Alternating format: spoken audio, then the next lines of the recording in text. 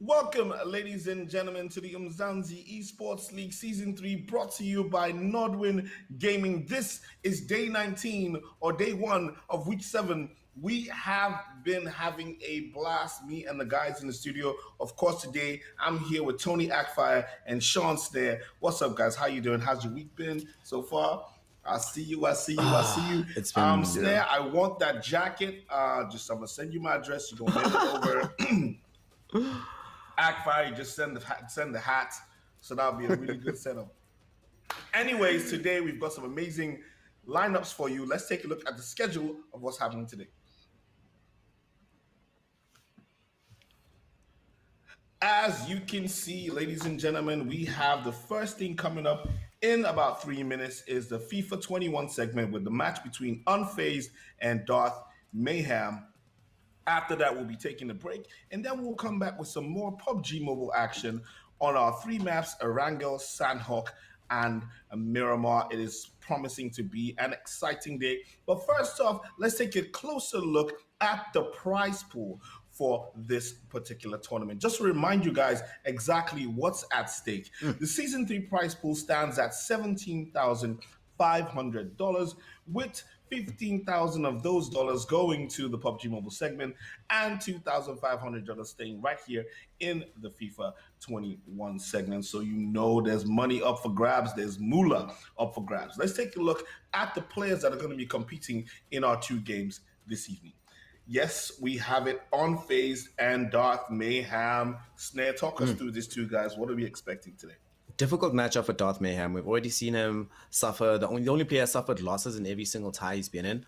Unfortunately for him, he's also standing in the way right now of Unfaizdd being able to get himself back in contention for top 4, where he was knocked off his perch last week. So it kind of feels like Unfaizdd is going to be coming into this one with a lot of fire. He needs this more than DarthMayhem needs it, because at this point, DarthMayhem is pretty much guaranteed for relegation. Now he's playing for pride and for learning. But because Unfaizdd is playing for glory, it might just make things a very, very dangerous game for DarthMayhem.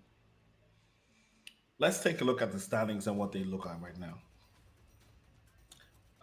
Tony, do you want to talk us through what we're looking at? Yeah, definitely. The Bis Bianchi has been totally consistent, standing right there on top, just with 1 loss and 12 points. You also got Mesum in second place with 9 points. Divac also tying right there with 9. I'm pretty surprised that Unfaizdd is sitting right there in the 6th position. He's definitely got a lot to prove. I mean, being the champion in the past with 6 months. So I feel like he's got a lot to do. You also got Young Savage, who's an incredible talent. Bobo Beast also has been great throughout the season. DarthMayhem does seem like he has a lot to prove, especially coming up right now against Unfaizdd, who, wants to go up that leaderboard. So yeah, it does look like a match that's really going to be tough for him. He's coming against an opponent who needs this point, actually.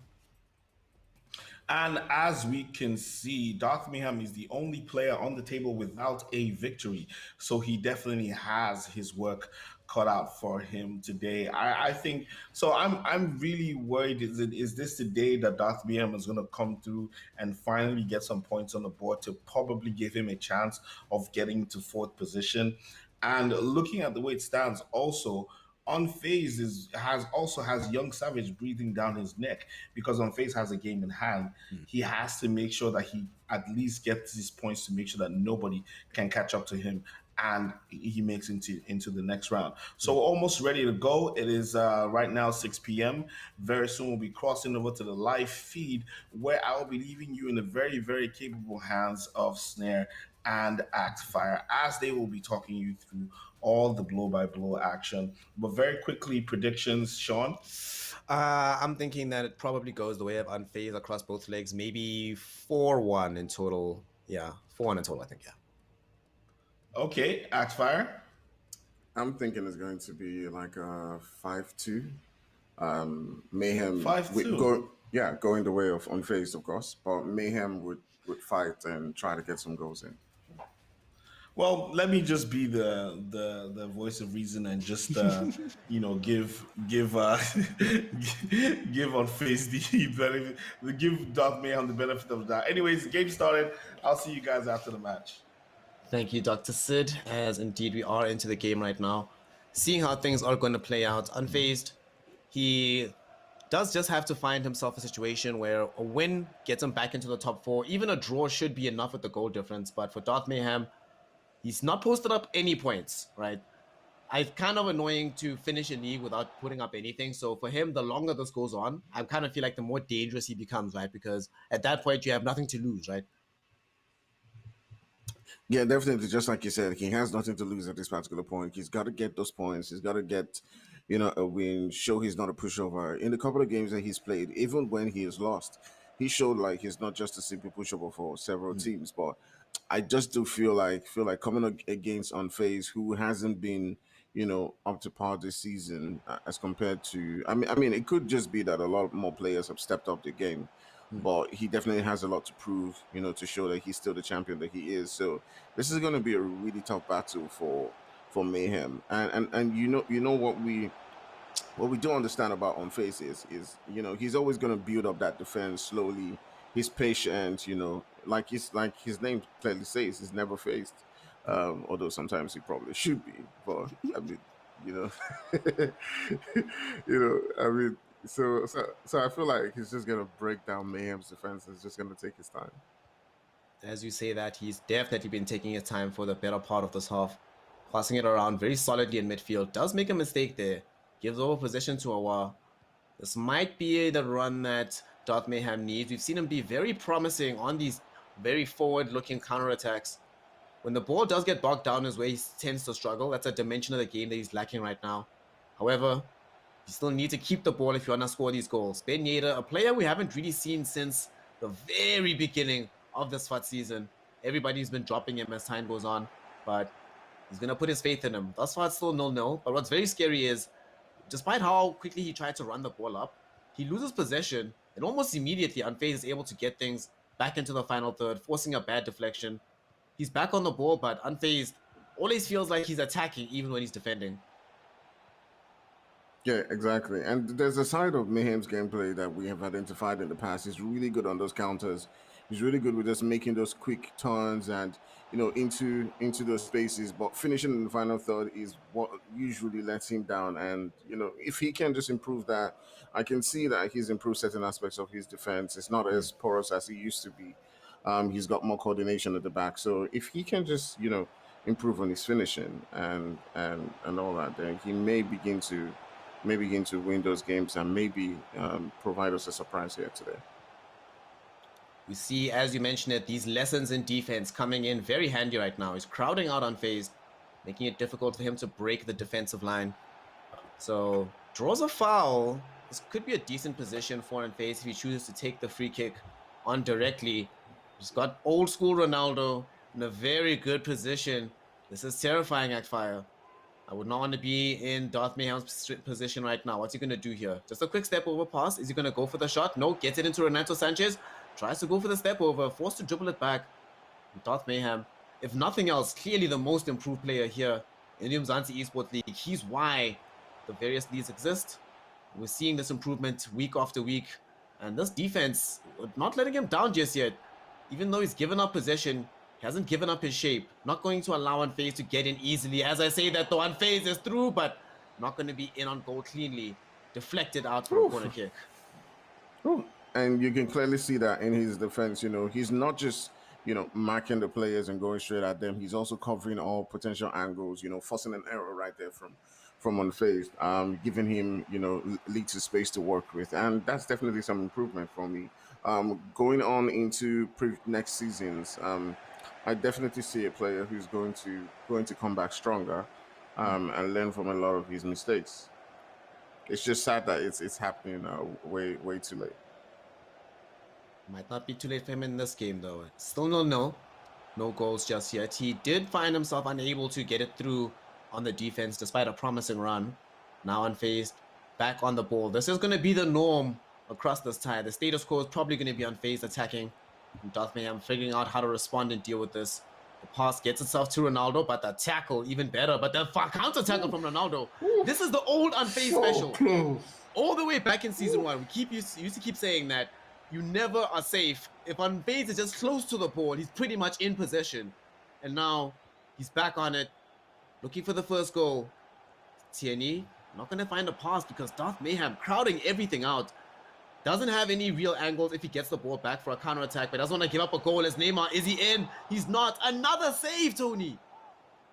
Oof, chance upon chance. I mean, he's missing. I just hope that Unfaizdd doesn't come back to regret those misses eventually, because we do know how this game goes. You got to take your chances. You got to make sure that you're making use of the chances you have in the final third. But now we're seeing a counter coming in from DarthMayhem, and one quick pass. Oh, he wastes time there, and it does look like the chance is going to slip away. Chance does slip away indeed. Unfaizdd now in on the ball. There's a couple of options available here. Ronaldo, unfortunately, offside. Real Ronaldo gets onside, gets through the ball. Couture today. Magnet hands and a ball made of metal. He's got this. It's all good. It's fine. Don't even worry about it. There's a reason Belgium is still in the Euros. This guy's out here between the poles. And he keeps it level. Unfaizdd cannot break the deadlock no matter how hard he tries, Tony. Ooh, man, it just seems like chance upon chance, you know, something. Luck is just shining on Mayhem today. And oof, for a second I felt like it was gonna be just him and the keeper. This is promising though. Gets the ball right after the offside free kick. Ben Yedder in on possession, gets it through to Neymar. Holding it up quite well. This might be the good space that he needs. Ben Yedder step into Neymar. Neymar gets the first shot on target for DarthMayhem. Edison curls it wide, but still, sign of life coming through from DarthMayhem. He'll just feel confident that he got through on goal, found the shot. It might not have gone into the back of the net, but nor did Unfaizdd stop it. And that's the important thing, that he got there without being stopped. Yeah, definitely an important one for him. He's shown some promise in this game, but both players need to now begin to take their chances, because, you know, it does seem really tight. They're giving each other very little space to work with. So who scores the first goal right here may just be the ones to run away with this game. We are here, week 7 of the Umzansi Esports League. DarthMayhem starting to unleash some of those dark side powers. It takes a while. Haven't seen a goal just yet though, so let me not jump the gun and curse him potentially. As Unfaizdd is on the ball, can't get past João Cancelo, so forced to recycle it back. And this is going to buy enough time for DarthMayhem to get back. His defenders are all tracking the runs, covering the angles. This is such good pressing and covering from him. Unfaizdd though looking to get through. Ronaldo doesn't get a clean touch on the ball, so forced back again into midfield. Who is this guy? DarthMayhem evolution, man. You love to see it. Yeah, definitely. His defense, you know, and his attack has obviously improved throughout the entire season. And you can see a lot of things that we did talk about have, you know, improved. But this may be a chance for him. Oh my goodness, and this could be it! Whoa! Woo! DarthMayhem, baby. He pulls through, sneaks in the goal. It doesn't have to be pretty. It doesn't have to be spectacular. All it has to do is get into the back of the net. And Unfaizdd, yet again, can do nothing to stop it. Despite the keeper getting a touch, a defender in front of the ball, the pass not coming through in flush, and a potential block, somehow none of it works. In the same way as his attack has been failing today, the defenders let him down and the goal goes through. Tony, I know we both said Unfaizdd was going to win and most likely DarthMayhem was going to get some goals, but neither of us imagined that he'd get the first one and almost the second there. Man, we're definitely seeing a tie that is, you know, just coming out to be a surprise. I mean, we did say that, you know, Unfaizdd could rule those chances that he missed. You got to take your chances. And now it does look like it's just DarthMayhem's turn to begin to unleash, you know, on his defense. With tired legs from Unfaizdd players, we may just see DarthMayhem run away with this first leg. Oof. After that goal now, we're into the second half. Less and less time for Unfaizdd to respond here. 2/3 of the game have elapsed. Mbappe tries to get the ball forward. Not going to be able to get a clean pass. This could be the option for Unfaizdd, but look at these tracking runs from DarthMayhem. He also knows exactly how he normally counterattacks, and Unfaizdd was looking for a similar run, but he wasn't able to get the pass beyond the defender. So now he has to recycle it all the way across the other side of the pitch. Buys time for DarthMayhem to reset on the defense. Unfaizdd realizes this, is trying to slowly pass his way through. but it hasn't been working the entire game. It doesn't look like it's going to work here. Despite Ronaldo getting in on space, defenders crowding him out. Still a dangerous area because Unfaizdd, until the final whistle, was always going to be a somewhat of an attacking threat. Bruno Fernandes to Ronaldo, who tries to get through. Ronaldo in on space, finally! And as I said, he gets one back, gets the goal. Ronaldo doesn't need to have a good haircut, but he can score the spectacular goals. It's amazing. Oof. And that's definitely the thing about Unfaizdd. You know, he just always sticks to the game plan. You know, he never breaks. He's not one of those players, you know, who's one goal down and you see him start panicking and lose his composure and structure. He just sticks to the plan and keeps, even when he's 2 goals down, he's still playing the same way, you know, building up slowly and getting into that final third and calmly just slipping the ball into the back of the net. It just seems like a player who's just is always composed. Unfaizdd, as you said earlier, living up to the name right now. He's drawn it back 1-1. He's still on attack here. Momentum is starting to shift. We can almost feel it. He needs a goal and needs one soon from DarthMayhem. Otherwise, Unfaizdd might be able to put a final stamp here. A draw, though, will be very beneficial for DarthMayhem. He's the one that'll happily take this result. To be fair to Unfaizdd, he'll also take it, and it would put him into 4th. But wants the victory, wants it clean. Ronaldo running into the box now, in on possession, trying to dribble past these defenders. Crowded out, but not dispossessed, so he manages to get it out onto Bruno Fernandes. Ronaldo back on it. Fernandes holds it up, gets the shot, gets the goal. And Bruno this is what we talked about throughout the... man, we've talked about this every single time throughout the entire season. It always seems like once a goal gets in the back of the net on DarthMayhem's side, he just sort of like just loses his balance, loses his composure for a bit. And you know, just for those few seconds, I feel like every time he gets conceded, you know, he probably should just breathe in, just calm down for a second, and just soak in the pressure. Wow, but it just seemed like all of the things we've praised him for throughout the entire game, it's just gone out the window, you know, during those moments. Really does feel like he might need a bit of a time to reset.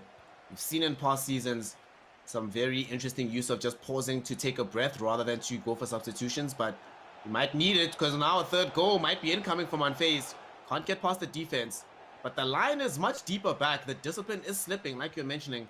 He's unable to keep Unfaizdd bogged down in midfield, which is making all these runs seem a lot more threatening. He can't find one of his own just yet, but gets a good ball onto Neymar, who's in on the box, in on space. Tries to dribble it past the final defender rather. Can't get it. I feel like he could have released the ball a little bit sooner for Ben Yedder. Didn't manage to do so. So he still kept out of the box. Ben Yedder tried to get a pass on the other side of Mbappe, not able to do so. So he still stayed 2-1 in favor of Unfaizdd. And I don't think he's going to be able to do anything about it. All right, this might definitely be a chance for Mayhem to get back into the game with Mbappe passing the ball back. And you got Atal on the ball. Oof, so close right there. But Unfaizdd managing to just sneak away with this game. You know, the thing about, like you were mentioning, right? The thing about this kind of game is game plan. DarthMayhem, he came in, he did what he needed to do, right? He was trying a very strong, high attacking defense, right? He soak it up, wait. It was being very patient, and then try to release these attacking players. But it was looking really good, gets that early goal, but then he lets one through. And immediately as that happens, like you mentioned, he sort of crumbles, not entirely, but just enough that he seems like a different player, and suddenly he's exploitable. And I don't know, we were praising him for everything else, right? But this just last piece of the puzzle. Obviously, we can talk about Unfaizdd, right? We've seen Unfaizdd win this game like a million times before. But what can DarthMayhem do to try and adapt before going into leg 2? I feel like he was already doing the things that he needed to do. You know, we've talked about just maintaining your game plan, not changing too much. But sometimes, you know, you just start to doubt yourself, especially when you get, you know, when you concede. And that's definitely what happened to him once Unfaizdd got the equalizer right there. And you know, sometimes in those moments, like you said, you know, you've seen him do that in the past seasons. You know, where he would just pause and just take a breather. And sometimes you need to do that as a player. Just pause, just breathe in, and just go back with a clear head. And I think that's definitely something he needs to do. But now that we're going into the second leg. Hopefully, he's had that breather, and we'll come back with that same composure we saw in the first half.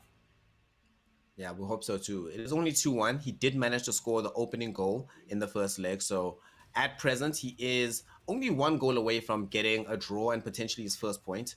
So it's not like it's completely blown out of the water, right? In fact, he should be No, it's not. extremely proud about his performance there, given that he's up against Unfaizdd, a former champion, someone who's looking to contest for playoffs and another championship spot.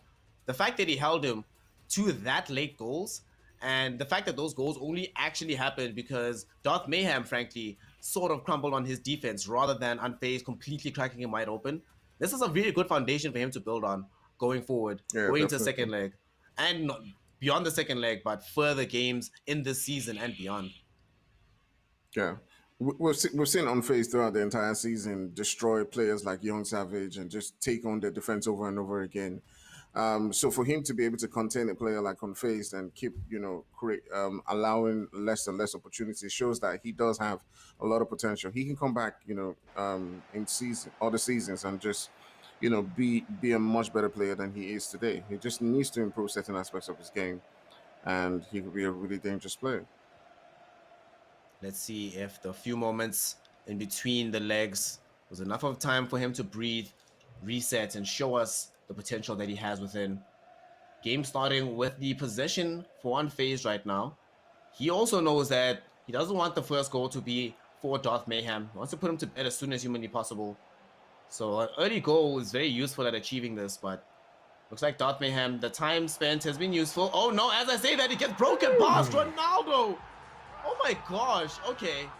Literally steals the ball and steals a goal. How did he get the pace for that run? Oh wow. Oh wow. I was not expecting to see that happen quite early on, but I mean, Unfazed is just looking to get back into this game as much as possible, get those points like we've said. And he's not holding back. He wants to get those early goals, and Unfazed that Mayhem, rather has a lot of work right here to get back into the game now.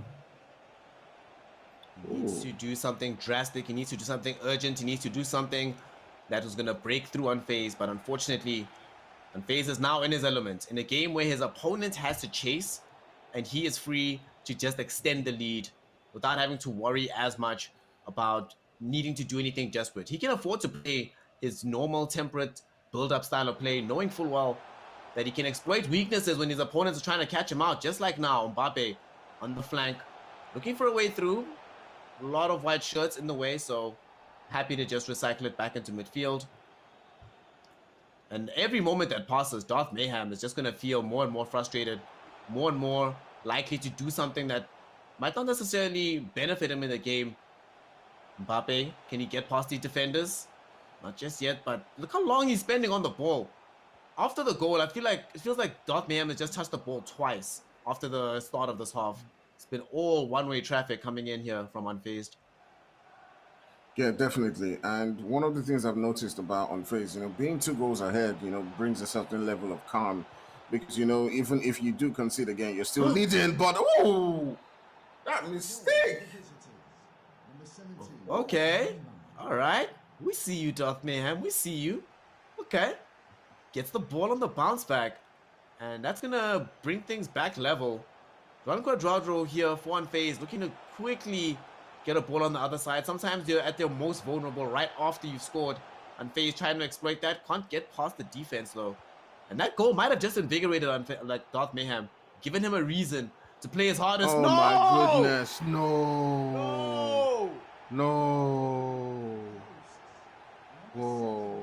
This is just what we always say. Calm down, calm down. Take a breather. What a mistake. What a mistake. He's definitely going to look back on this one and just regret that. Seriously, man. Wow.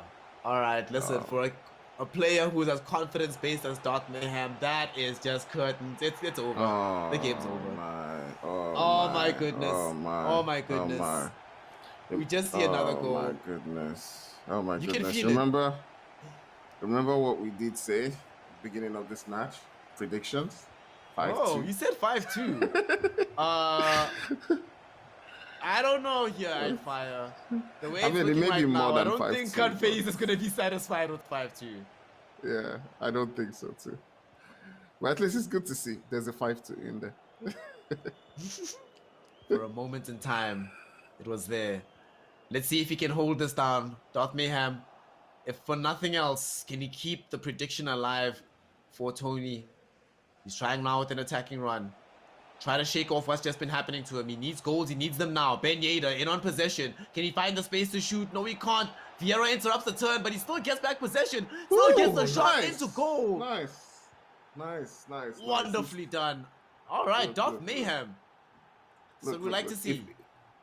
If Mayhem hadn't considered those 2 quick goals with that error, and that second goal that Umzansi had, he probably would have been in the lead now. Like it was just a fluke moment that cost him this game. But oh my goodness, it just seems like today is not his day. Oh my gosh, Mayhem, rough day at the office. Right after scoring a goal that might have just brought him back in the tie, both on goals and mentally, literally seconds later concedes a penalty, and now right back where he was a few minutes ago, 2 goals down, forced to try and score 3 goals if he wants to even draw out this tie. Still a lot of time left in the game though. That's the one bright spot. Can't believe there's been 6 goals in these first 35 minutes. Oh my goodness. Yeah, I can't believe too also. I mean, it's just been a lack of defensive discipline from him. Even when he did concede that goal, where he made that mistake, it just felt like he just broke down, and it's not just the goal from that mistake, that was costly for him. It was the goals that then followed after that, which is just what we keep saying. You concede, just take a moment to just breathe in, because it could be a whole lot worse, and that's exactly what happened the very second later. So yeah, I just hope like he watches this and takes all this feedback and goes back telling himself, look, I can attack. I know I can. I know I can get the goals against the best of the best. All I've got to do now is to make sure that I tighten up at the back. He was looking so good at the back in the first leg. Here in game 2, it's been a bit of a struggle in that regard. However, he's adapted in one way. He's sort of given up on maintaining an ultra rigid and very tight pressing defensive lineup. Now it's all about forcing the turnover and trying to get an attacking play. But unfortunately, the weakness to that is that if there's a player like Ronaldo who can dribble past the opening spaces, find the gaps, it guarantees a goal. Well, you wanted 5-2, you got it twice, both on aggregate and now in this game. As Unfaizdd scores his 5th one. There was a 5-2 in there. There was a 5-2. Oh my goodness. I am impressed in certain aspects of the game when it comes to DarthMayhem.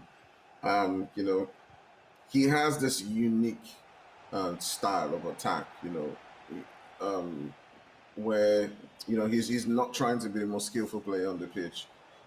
But some way he does get the ball at the back of the net, and he'll keep coming at you. But once he can improve on his composure at the back, he could be one of those players that is totally unstoppable. But so I'll love to see how he does in coming seasons. Oof, speaking of unstoppable, Unfaizdd feeling like it. Almost got himself another goal there, but feeling like he's going to be kind to Fire for a little while longer, keeping this 5-2. Oh man, look how now the way that he's defending as well, Unfaizdd, is changing. He's feeling a lot more loose, right? He's not spending as much time just building up the play. He's feeling much more comfortable going for these runs to exploit this defense. And now Neymar, is he through here? Gets it back to Quadrado. He definitely wants as many goals as possible so that he gets the goal difference. So in the event he gets caught up to on points, he still has a safety cushion available.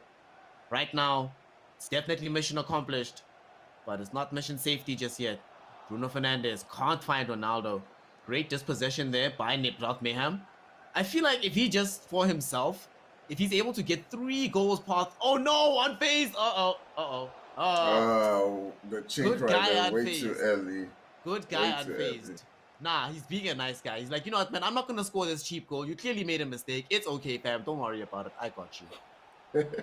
I don't really think that was a plan. I think he was just trying to lob the ball, but he probably did. Unfaizdd is a really nice guy. As we see now, Neymar trying to force a goal through for DarthMayhem. Can't manage to get it. But I think for him, like I was going to say, like if he gets at least 3 goals in this game, he'll know that he scored 4 goals against one of the best in the world. So you're okay with that. You're not happy about losing, but you can take the experience. What? Oh my God. How many times did you see that? How many times did you see that? Oh my goodness. So the ball was floating in the air. There are several white shirts. Ronaldo's by himself in the box. The keeper's covering the area. It seems 99.99999% improbable that it's not going to be a goal. But Ronaldo says no. Not again. Not again. Another one. Goodness. In exactly the same way. In the same position. Haven't even recovered from the shock and awe of seeing the first one. And Unfaizdd is like, keep the party going. Let's do it again. Oh. Minus 31 goal difference. DarthMayhem having a rough day at the office today. Goals not going through when they should. No, this is more than rough. This is definitely more than rough. At this point in time, Unfaizdd is just, looking to just keep beating that drum on and on. All right. So now we start to look. Oh God. 7 goals. Might be 8 now. That mistake, not gonna get punished. All right. Now we switch tactics, right? I wanted Unfaizdd or DarthMayhem, excuse me, to walk away with the fact that he scored 4 goals against Unfaizdd. Now we're at the point where I'm just hoping that it's not the same goal difference as against Masum and Giulio the Beast Bianchi. Unfaizdd still being kept out of the box. Goal number 8 will not come, so we're underneath 10 on the aggregate score. That is acceptable, given what we've seen here in the Umzansi Esports League. It's still progression. That's what we want today. And if he can get this goal, if he can get this 1 goal, it'll be satisfaction, an even amount of goals across both legs. But it's a rough one. It's a rough one. You kind of, because the thing is, when you're in this position, you sort of have to forget how many goals down that you are, but it's very hard not to see that number. Yeah, definitely. I mean, I just feel like the scoreline doesn't tell the entire story of this game. Just coming in and seeing the scoreline, you just think like, Mayhem has been bashed throughout. But he's definitely shown, glimpse of, his own magic too, but just broken down at very rare moments and just, giving Unfaizdd those spaces, those slight chances. He'll make you pay. Ultimately, this game came down not necessarily just to the skill. Like, Unfaizdd is the more gifted player, you could say, in terms of what we've seen him do in the league. But we'll see. Hold on. Is this goal 10? No, it's not. No, it's not. DarthMayhem's out here. He's got this. It's fine. It's fine. It's okay. But it comes down to really the experience and composure that Unfaizdd has, in the sense that, like you were mentioning in the first leg, even if he's a goal 2 down, he doesn't crack, doesn't change his plan up, plays the exact same way because he knows it's going to net him the goals that he requires. Erstwhile, DarthMayhem, when that early goal came, it definitely broke him. And the fact that it broke him means that, like you're mentioning, the whole story of this game, not enough reflected in the scoreline, because it's mostly a story of DarthMayhem showing really the potential and the promise, just not really being able to keep up with his own confidence. But if he's able to secure that, he can secure... We saw a 2-1 against Unfaizdd, despite how lopsided this particular matchup is, and he's keeping it beneath 10. My man is out here. Not going to give him the satisfaction. Yeah, definitely. And especially the 2 players that he's chosen up front, the 2 Ronaldos, I mean, both excellent when it comes to finishing in the final third. It obviously means, whenever Unfaizdd gets those chances, it's very close to being a goal. I mean, imagine Neymar just coming in from that right-hand side. He crosses the ball. The heads, looking to receive it is 2 legends. Exactly. And those 2 legends have scored a lot of goals in this tie. And 7-2, the game is over. DarthMayhem is definitely the happiest player in the world to have heard that final whistle as the game concludes 7-2, 9-3 on aggregate. Not the best scoreline. It's really bad. 6 goals down on goal difference. But it was not 10. It was not 10. I like how you say, but it was not 10. But, my brother, it was a dropping. 7-2 on aggregate. I'm worried for DarthMayhem. I think he's probably at the point of no return because he has just, apart from not being able to win a single match, he is at the bottom with the worst goal difference. I mean, he probably has like if you combine like the players in the bottom half of the table, his goal difference is really, really bad. It's minus 31, 9-3 victory to Unfaizdd, which right now, as we take a look at the standings, should have pushed Unfaizdd back into number 3 position. As we can see, those goal differences coming in handy. It was a 6-goal difference, which has put him 5 goals ahead of Divac. DarthMayhem minus 31 right now. Like I was saying, if you added up he has conceded more goals than some people have. Wow. What's actually interesting about this is that if you look at the top 3, the Beast Bianchi, Masum, and Unfaizdd, the goal differences for them, the reason they're so high, all come from DarthMayhem. Without DarthMayhem having conceded in the same way against these top 3, this table doesn't look anything the way it does. So as much as DarthMayhem is very, very right now not happy about what just happened, the top 3 players are extremely happy that they got to play against them in the run-up to the playoffs to secure themselves these very good positions. Because literally, Divac, nobody else has beaten DarthMayhem in the same way, and therefore no one else is in the top 3. Divac must be kicking himself right now. Listen, it's crazy. I'm super excited to see action, but super excited to see action. But you know what? While the bell is ringing, that just actually tells us now that it is time to say goodbye, and we will see you guys after the break for some more action in Umzansi Esports League Season 3. Thank you guys, and we'll see you after the break. Don't go anywhere.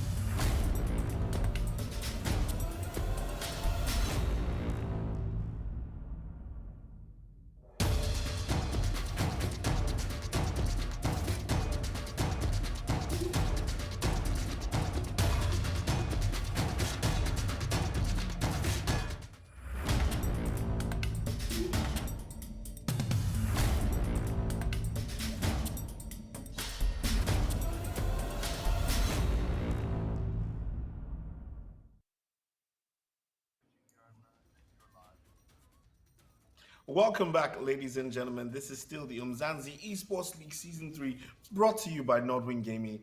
And we are back with some PUBG Mobile action. My name is Dr. Sid, here with Patchy and DK. Like I said earlier on, this is day 19, day 1 of week 7, and it's gonna be, what, Patchy? I just noticed your hat. This is a really nice hat. Oh, thanks. Appreciate that. We are going to be having a lot of fun today. We have seen action earlier on. In case you missed it, the FIFA segment was amazing. If you missed that, make sure you catch it on our VOD, on our streaming services. If you are not following us on our platforms, you need to do so now. Nordwing Gaming Africa, bringing you the best in African esports. Let's take a very quick look once again at the schedule for today. Yeah. Patchy, I've missed you. You know how we do. You know how we get into it. We know exactly what it's going to be. It's 3 games for the evening as per usual. And of course, we start off with Erangel coming up pretty soon. And then afterwards, we have Sandhawk and Miramar to follow things up with and close things out on.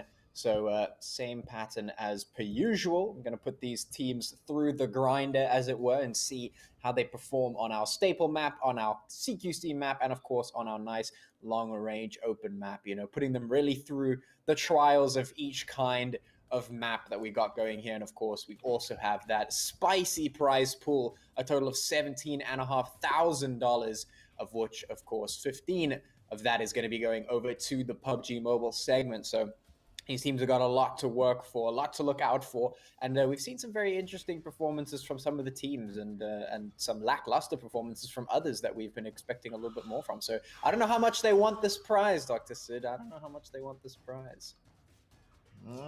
They gotta work hard for it, because that prize money is very, very, very impressive. Oh, the leaderboard is coming up right now. DK, apart from names and numbers, what are we looking at?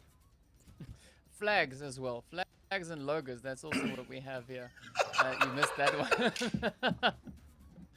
But yeah, I mean, so far we're looking at a very interesting, overall leaderboard. As we can see, of course, the top 8 is still pretty close. We only got about a 53-point difference coming in between 1st and 8th place. So, you know, even if we see a strong, good game coming in from NFxUnique or even Apex, you know, throughout this weekend, we could definitely have a change coming in as to who will be making it up onto the higher slots on this first page. So there is still a bit of contention coming into those first pages. And as we move on to the second one, again, it is still pretty neck and neck, but there is a considerable change, a considerable difference in points. If we look at the teams sitting on the second page compared to that first one, it's almost double the amount of points up that they need to go. So we're going to be looking to see whether or not the side of G3 Temper here will be able to make a push on towards that first page, because we've seen strong performances come in from them in past matches, but so far they've been having a little bit of a struggle. There's still quite a bit of potential for these teams sitting on the second page. You know, the top 16 teams are the teams that could be moving over, or that will be moving over in towards our finals.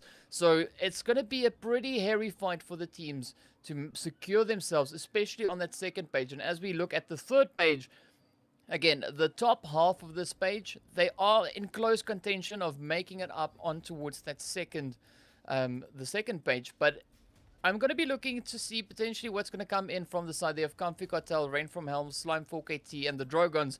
Whether or not they'll be able to find, you know, enough points within the remaining 2 weeks that we have left in our semis to potentially get all the way up onto that first page, or just improve their standings that they have. Because the teams on this last page, they've been struggling quite a bit over the past few weeks that we've been spending on this semi-final. So I'm hoping to see a bit of an improvement come in. I mean, Young Thunder and Rainbow Six Madagascar, both teams having been able to acquire those chicken dinners, they're of course sitting on exactly the same amount of points. So it's good to see the consistency from both these teams, but I'm hoping to see an improvement come in as we head into the final stretch.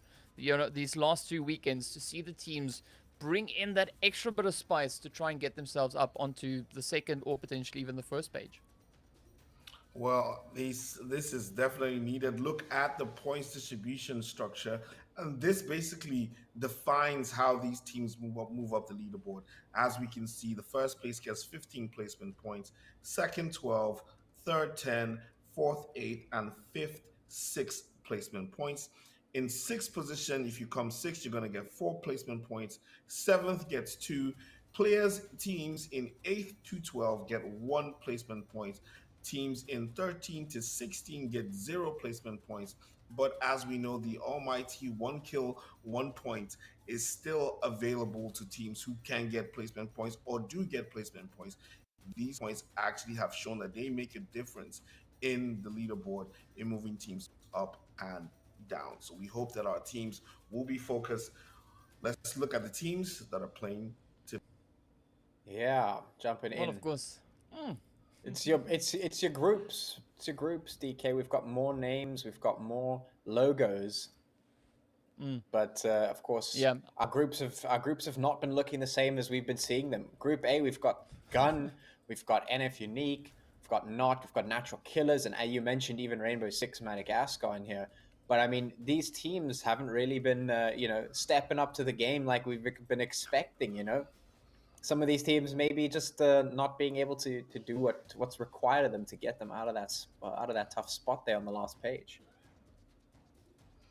It's going to be quite interesting to see. I mean, this, of course, being the players there from the Group A squads, there is a lot of potential that we've seen. We've seen Gun especially stepping it up, bringing in some pretty aggressive plays. But if we look at the Group B squads, I mean, we're still waiting for that play from Tempo. They've been shining in past seasons and past matches, and we're waiting for that comeback to find its way on through. Even Scincerity, they've also been going pretty strong at it. Influence Rage also doing exceptionally well.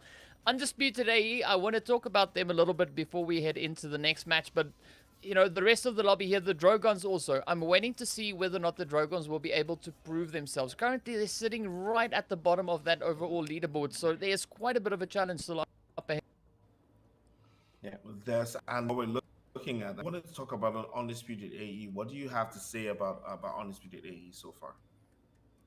So I was having a bit of a look at just reviewing some of the maps and some of the previous plays that they've had over in the semis, and as we can see, they are currently sitting right up at the top of that leaderboard. So one thing that I'm interested in seeing is whether or not they'll be able to improve their Erangel game, right? They have been absolutely dominating when it comes to Sanhok. They've been absolutely dominating when it comes to Murmur. They've been able to find chicken dinners on both those maps. Every time we see them on Erangel, they are one of the first teams to get sent back into the lobby. They always end, in around about 10th place or below. So I'm looking to see whether or not they'll be able to make a comeback in these next 2 weeks, because they've already been able to establish such a dominant lead. But if they can fix the Erangel match and bring that to the foreground like they do on Sanhok and, of course, Murmur, I think we're going to be seeing them just exploding up that leaderboard. Wow, that's some deep stats and analytics right there. Pachi, looking at today's games and the teams playing, what are you looking forward to? Who are you rooting for? And if you have any predictions of how this first map is going to go?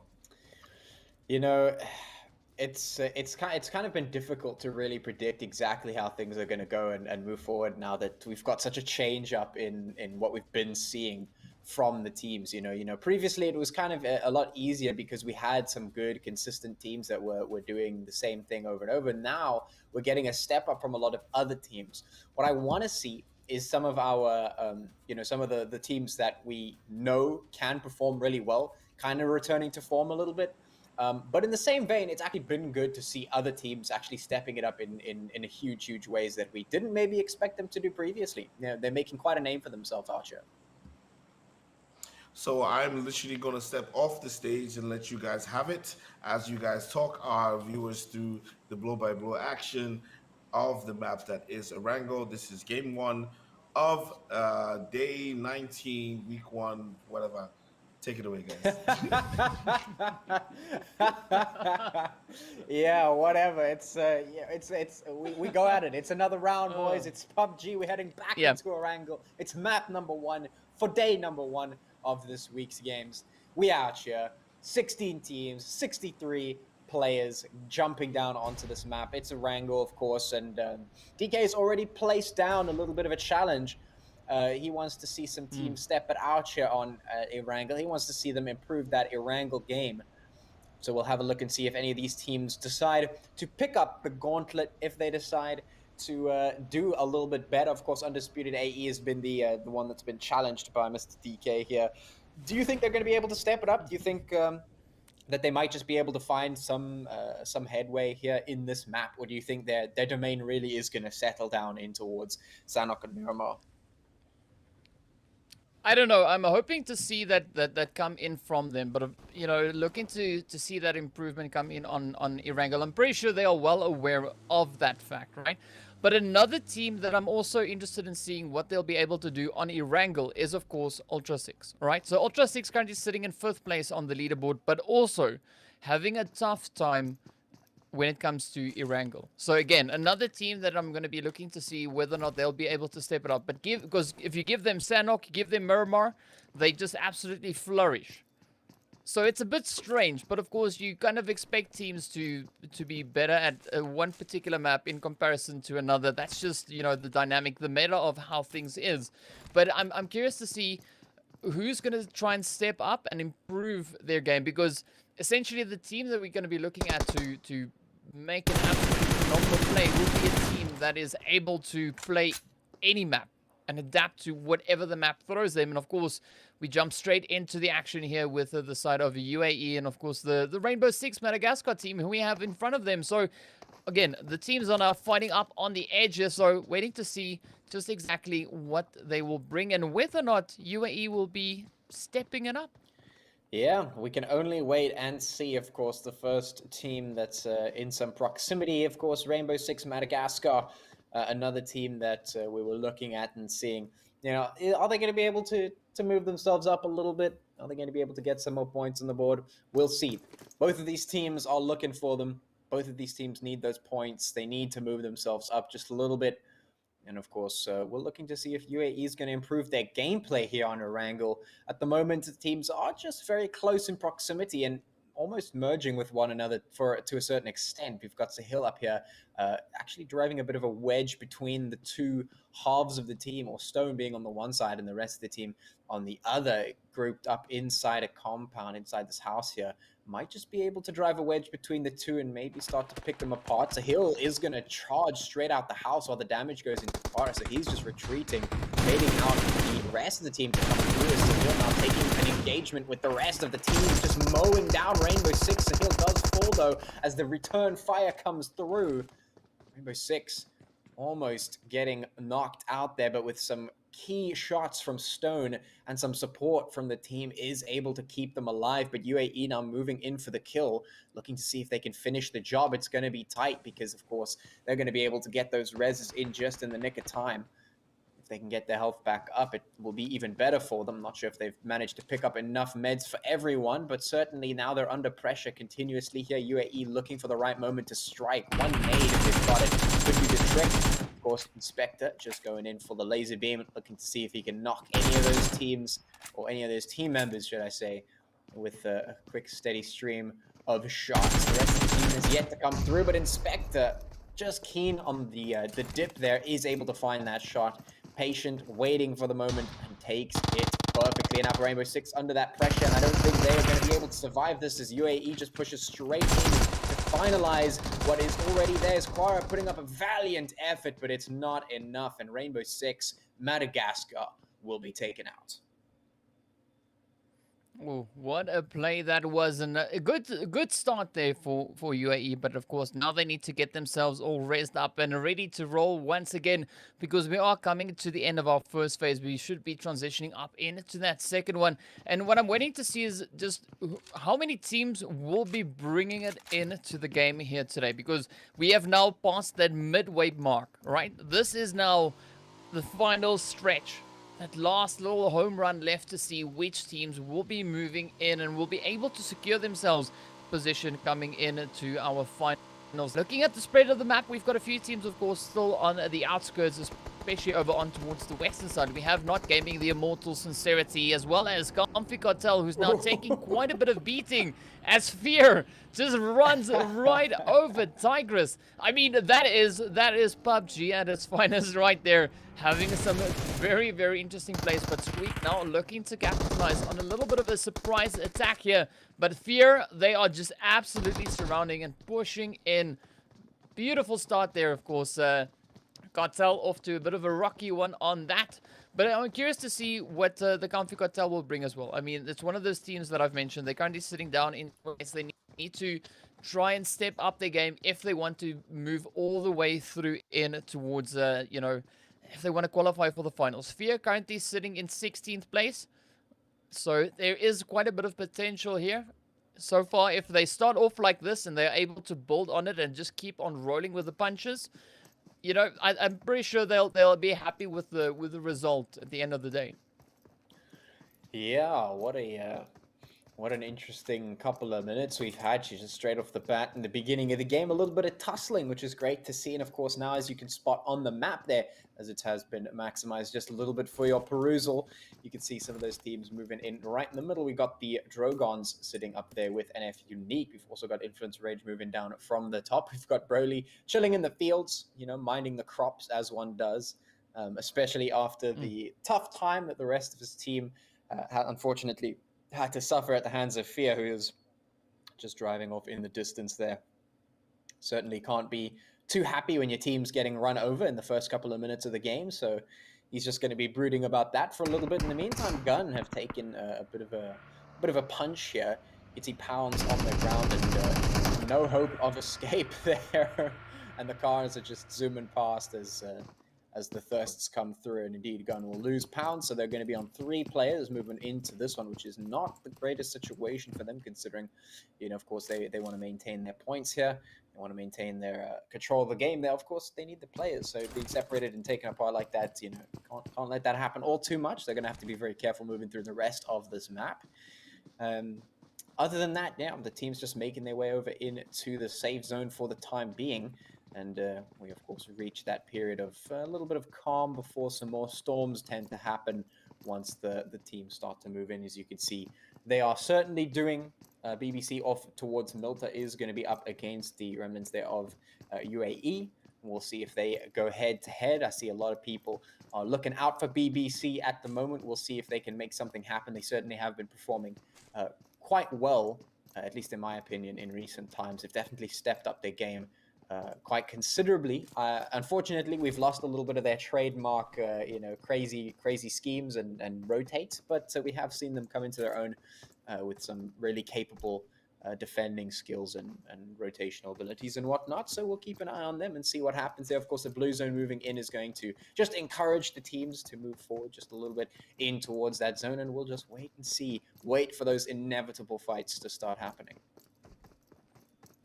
And Gun already in a good position, setting themselves up there in Yasnaya, taking that northern angle. And of course, as we can see, that zone is just centered up fairly nicely. And it's going to be interesting to see where the teams coming in from that western front are going to try and push on into. Because looking at where Gun has positioned themselves already, it is a fairly strong angle to be holding. They can defend quite a bit of the Yasnaya region from that angle. And as we've seen, they are able to bring in the aggression. They are able to bring in those players. So I'm curious to see what they're going to be doing and how they're going to, you know, approach coming as G3, one of the teams we are hoping to see that performance come from. Now getting their rotation all the way in from that farm region. So there's a lot of things that can happen here as the teams are still moving in. We have 15 teams remaining, 55 players still alive.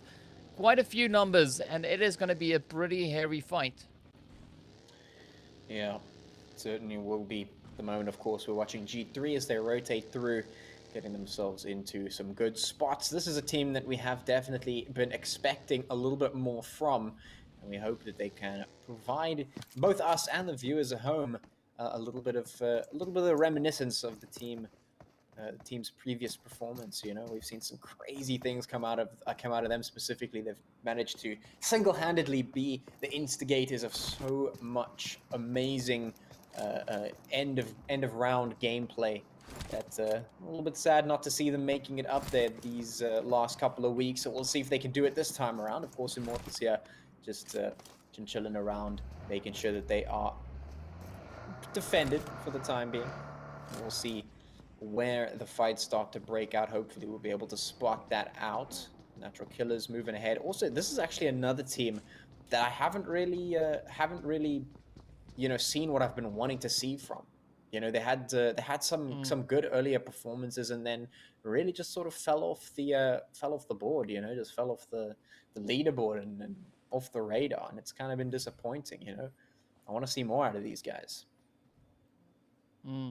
Yeah, I would really, I'd really be satisfied if we see a good performance come in from the Natural Killers. They've had a good showing, especially in the first round. They did show quite a bit of aggression as they moved on in.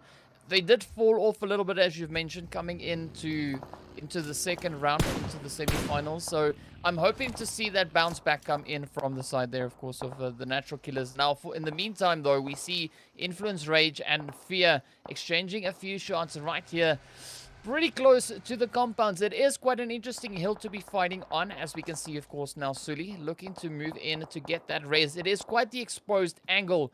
If Fear pushes up, they will be able to find a few heads down below on towards Hensley and Sully, and this is a good angle that we see coming in here from Mercury and Sleepy. They've got no coverage coming in, you know, being able to just support their team and put up a little bit of a defensive play. But I mean, Fear, they are just bringing in the aggression, lasering up with the shots. And of course now Hensley and Sully make their grand escape, but Fear Meat is putting their head straight on in, putting quite a bit of damage into that vehicle. And we can see also Ultra 6 now making the side there of Fear just slightly regret that rotation we saw.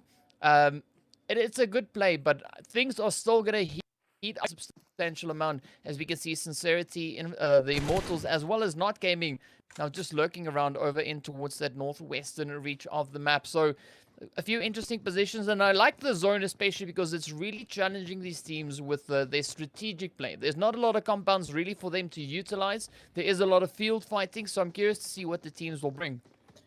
Yeah, it's always interesting to see the teams getting tossed into all of these different environments and see how they respond, what they do when there is cover, what they do when there's no cover, what they do when there's too much cover. We've seen that quite often as well. And what do they do when there's just about nothing around? You know, we've seen some very interesting tactics come out, of course. Most of the time we see some very interesting plays around smokes and things like that, usually when the cover starts to get scarce and the teams have their own ways of playing. We actually saw in the previous rounds, we saw some very nice splits coming out from some teams. I can't remember which one was using it very prominently, but they were using a really nice split where I think it was BBC actually, where one of them would go around and come from a different angle and really just pin other teams down and be able to just isolate them and wipe them out in such a clear, concise fashion. It was really, really nice to see. Something that we've maybe not seen enough of here in this round. So yeah, to see what happens in that front. Speaking of BBC, we're seeing Keish put a couple of shots over in it towards For Luck there on top of the hill. The smokes get popped to reduce the incoming fire that could potentially be returned from some of the teams off in the, which there are a couple in the surrounding area. So they're just going to obscure themselves for the time, assemble their vehicles in whatever pattern they wish, and get themselves defended up here. We still have plenty of teams and plenty of time, but of course we will start to run out of that space soon, and we haven't, since those last couple of fights, we haven't seen any other teams get knocked out just yet, which means there's going to be a lot of fighting for space and a lot of fighting, for the zone once it starts to get a whole lot smaller. We're going to see some serious contention coming out for that, because we're not seeing any more action since. Yeah, I mean, especially we're still having 15 teams left. We've only said goodbye to one team so far. So there's quite a bit still to come in from this. And as you've mentioned, you know, the fights are going to get pretty hairy. And this is where the teams don't have that luxury of making a strategic play. They are now kind of being forced into the fight as everyone is trying to rotate into zone, trying to find those positions. And with such a large concentration of teams remaining, it is going to be absolutely brutal. Of course, now we have our next zone shifting on in. This is the fourth phase. And this is where we look to see what the teams are going to do with the positions they currently have. Will they be able to and hold on throughout the zone, potentially picking off some of the opposing teams as they try to relocate and rotate zone? As we can see, of course, the zone has shifted over onto right, and now we see G3 and Comfy Cartel making their rush in from the south. Young Thunder, of course, positioned also just not too far away from them. A safe spot for the time being. Now, we are on the rotation, not on the rotation. It's going to be interesting to see just how heavily congested the southern section is going to be. But looking up to the north, things are already pretty tough as we again have a large chunk of teams. Yeah, quite a number of teams moving in towards that zone. It's going to start to get crowded pretty quickly. A lot of those rotations did come through and spook a couple of the teams. BBC, one of those teams, just taking a look and seeing if they're going to stick around, but of course not gaming, just decided to zoom through, get themselves across into that zone and right deep in there to make sure that they're not going to get any gatekeeping done towards them. In the meantime, Influence Rage taking quite a bit of damage there from the Natural Killers. Some nades going off and some good damage being done, but some damage is being done in return as well. So Influence Rage making sure to just put up a bit of a fight. Keish, of course, going to collect onto Inspector as they come on through. And now Natural Killers have to get themselves across that line because Influence Rage is right up ahead of them, barring them from getting into the safety of that zone. Nova now pushing on up, getting himself right behind enemy lines, pushing straight through. He might just have the guts to go do this straight away, pushing through in towards the house, looking up with Shroud as they move on in to take Influence Rage. Head-to-head shots come through. Ansley very, very low. Sleepy also getting taken down. No contestation here. Influence Rage, they're getting taken down. Nova will get burned alive, unfortunately, as he steps on the molly. That's a bit of a problem. Mercury now coming in to avenge his team. Can the Natural Killers find something back in return? Shots coming through, but Sleepy does get taken down. Now Mercury in a bit of a tough spot. Low HP as the nade does chunk quite a bit off of him, and he's looking for the last remaining Natural Killers players right outside the building as they come to support Nova and the rest of the team. Natural Killers looking in a very good spot to win this one. They just have to leverage their position. Mercury's in a really, really bad spot, and I don't think he is really in a position to contest. They are going to lose one of their players, not getting to him in time, so that's a little bit of a sad one there. Mercury is going to bail out of the house and just dive back in to try and get something going for themselves, trying to keep Influence Rage alive, have to make something happen, but losing out on time, losing out on play. There's no space to make anything happen. Silly, of course, far too far away to really help out, and so Mercury, now the last one left in this building, is going to get bursted and leave one in the top of the house. I'm not sure if he's still alive. I think he is, but yeah, he's isolated. Silly's all the way on the other side, and yeah, that's not really going to work out for them very well. Sela and Shroud still alive, and Roshi still up here to go and collect in towards Hainsley as that blue zone does move on up. Natural Killers mostly successful in their push in towards Influence Rage there. Ooh. And now, of course, that zone is shifting on to the side. So, well, the fight is going to continue as we still have 14 teams and only 2 teams positioned within the zone. Of course, we did see it was the Immortalz and the side there of Fear. But now, this is where things are going to get pretty tough for Influence Rage and Natural Killers. And I'm hoping to see the Natural Killers continue with the momentum they've been able to build up here. We did see a good play coming in from Shroud, Roshi, and of course, Sela as Hainsley now quickly disengages, moving over onto Wutsuli to pick him up, back up. But Sully putting the shots straight on through, finding a beautiful knock onto Wutsela, and Shroud keeping that off-angle coverage while Rashi is quickly tending there to Sela. Teams now just up 8, as we can see the gun team also just positioned on the inside of that zone. So quite a few tough will be coming in the next few moments. Yeah, indeed. There is a whole lot ahead that these teams are going to have to tackle. Plaza putting some hits in towards Shroud, so the Natural Killers now finding themselves under some continued pressure here. You can see the Natural Killers also under the pressure of Fear. Young Thundercats putting some shots in towards the Drogons, and Scincerity also under fire. So everyone is now coming under so much pressure as that zone has really restricted the movement space that these teams have. Law, as you can see, now having to deal with the blue zone in order to make the rotations. They're running out of time and space, and that is just the that is just the case for absolutely everyone right now. You can see that kill feed absolutely going ham right here on the screen. We've got NFxUnique pushing up the Drogons and Young Thundercats taking a Duke out here in towards this compound in these buildings, trying to come out victorious. The Drogons very much pressured since the Young Thundercats have the numbers advantage. But with NFxUnique on the back line, they have another team to worry about here. Adam is going to go down and Miyagi as well going to fall as the Young Thundercats put the shots across. 3 versus 2 versus what looks like 4 here at the moment. Superior slowly pushing up in it towards the rest of the teams up front, looking to do a little bit of damage with these nades. Man, it is absolutely tough down here and towards the south of the zone, and everywhere else in the zone is looking absolutely nuts. Zuka going to peek out and get Superior down. Down he goes behind the rock, he crawls, but his team has to come and fetch him, and they're not in the position to do so right now. There's too much pressure, there are too many angles, too many players watching in your direction that the rotates are just going to be absolutely all but impossible at this point. Too much to worry about and not enough space to make things happen. They have run out, very much so, they have run out of space and time to be able to do any sort of strategies at this point. They just have to focus on the team right up ahead of them and keep themselves alive as long as possible. That is the goal as the blue zone moves on up once again, restricting that play zone that much more. We've got 9 teams remaining, 26 players left here on the board, most of them concentrated down towards the south. As you can see, absolute chaos down there in that direction. And everyone's got to get across into the zone, which is lacking quite a bit of cover. It is going to be absolutely chaotic for the teams that want to stay alive here. I mean, this is just looking absolutely insane. So tough. But of course, that is what we expect to see in these late phases of the game with such a high concentration of teams all looking to squeeze on in. And of course, we can see the side of Ultra 6. Now, the Young Thunder looking to hold on to their position, but they squeeze back up in towards zone as the blue zone is about to start closing up. But this is where we see Gun in the kill feed. They are just capitalizing on the positional play.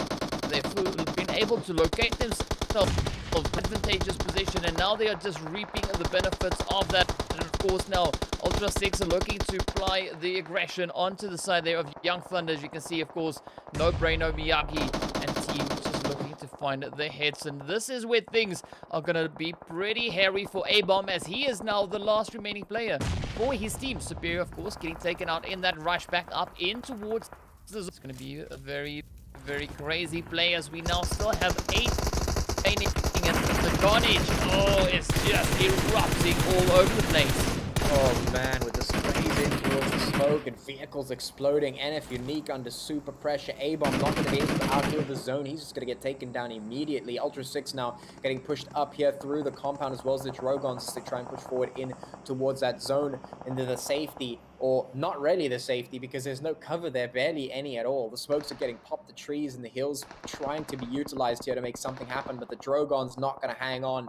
Not enough space to maneuver, too many angles to watch. Such a tough spot as we knew it was going to be. Me goes down as Fear pushes over the hill. Gets hammered by all this crossfire from all the teams. Python putting some shots across here. The Immortalz using a little bit of a one-way smoke here to try and get a bit of damage done. Gun off on the one side, also trying to capitalize on their position, but there's so many crosshairs to watch out for. It is absolutely impossible to tell who is going to fall next. We've got 5 teams remaining here. Fear, we've got Gun, we've got Ultra 6, we've got NFxUnique, we've got the Immortalz, all crammed up here into this really small space. Of course, that drop coming down as well, but it's just bait at this point. If anyone goes for it, they're sure to go down. There's almost no chance of being able to make it. Python, look at this absolute pinpoint precision right there.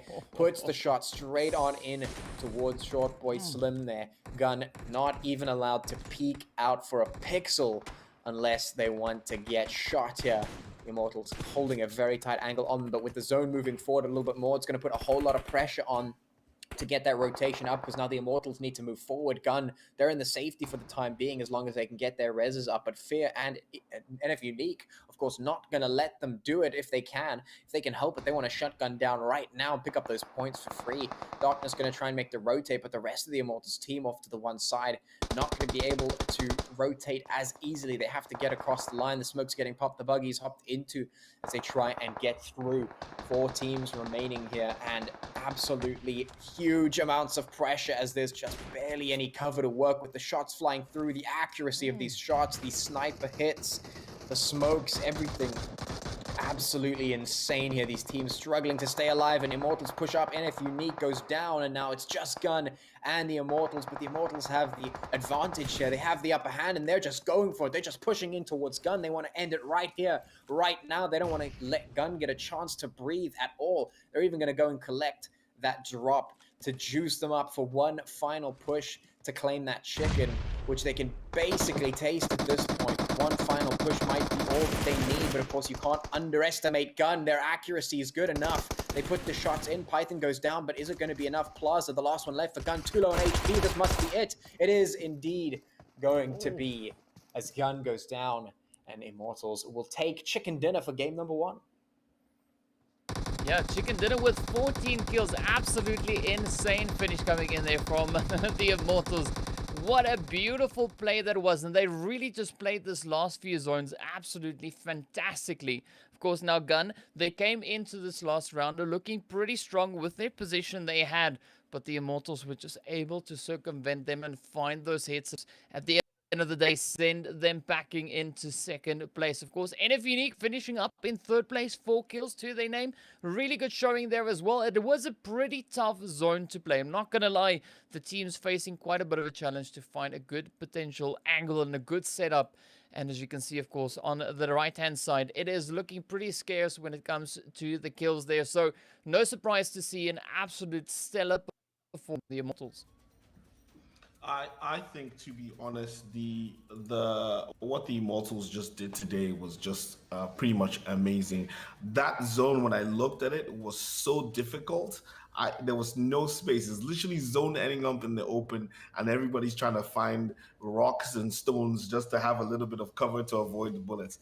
But then again, they do say the best team will always wins, and Immortalz did put in a very good performance. They're coming up with a high number of kills, at least if I'm not counting, at least 14 kills there, which is going to do a lot for them when it comes to that leaderboard. Let's take a look at the standings after game 1. This is Group A versus B. Yeah, standings looking super, super thick for the Immortalz there. Almost matching their chicken dinner with the number of kills they got, giving them 29 points in total. Of course, Gun coming up there in second place, just continuing their streak of being able to make it up in towards the top. NFxUnique also sporting third place. They were 14 points just behind Gun. And then moving down into fourth, it's Ultra 6. Fifth is Fear 6, Drogons, 7 Not Gaming, 8 Influence Rage. So some performances coming out from some of these teams, get the points on the board, make sure that they advance through and up that leaderboard just a little bit. But the same cannot be said for the teams moving in it to the next page, of course, who were not able to get as many points as they were hoping, not able to get up into those chicken dinner slots. But of course, we still have 2 games coming up. Of course, the second page here is the Young Thundercats sporting in 9th place, Undisputed AE in 10, G3 Temp in 11. We've got Natural Killers in 12. We've got BBC in 13, Rainbow Six Madagascar in 14. We've got the Comfy Cartel in 15, and coming up in the last place there, Scincerity Esports in 16. So as I said, not really where they want to be, certainly for a lot of teams that were trying to make it up to the top. But for the Immortalz, of course, it's going to be the MVP going to darkness. 8 kills to his name and 665 damage. At 25 minutes and 4 seconds survival time. So really coming in to game number 1 for the Immortalz there, really putting in the points, putting in the damage. But as I said, we still have 2 more matches coming up to maybe see if any of the other teams can maybe do the same. What's very interesting is actually see DK's prediction come through. He did say that for Undisputed AE to really put some points on the board, they needed to up their Erangel game. And just as we saw, they only had 4.0 placement points. They were probably one of the first set of teams to be taken out. So I'm very curious to see if just as DK predicted, Undisputed AE steps up in the next 2 games and puts those points up. It's all the excitement that is the Umzansi Esports League. My name is Dr. Sid, here with Patchy and DK, and we will see you guys after the break with some more full action.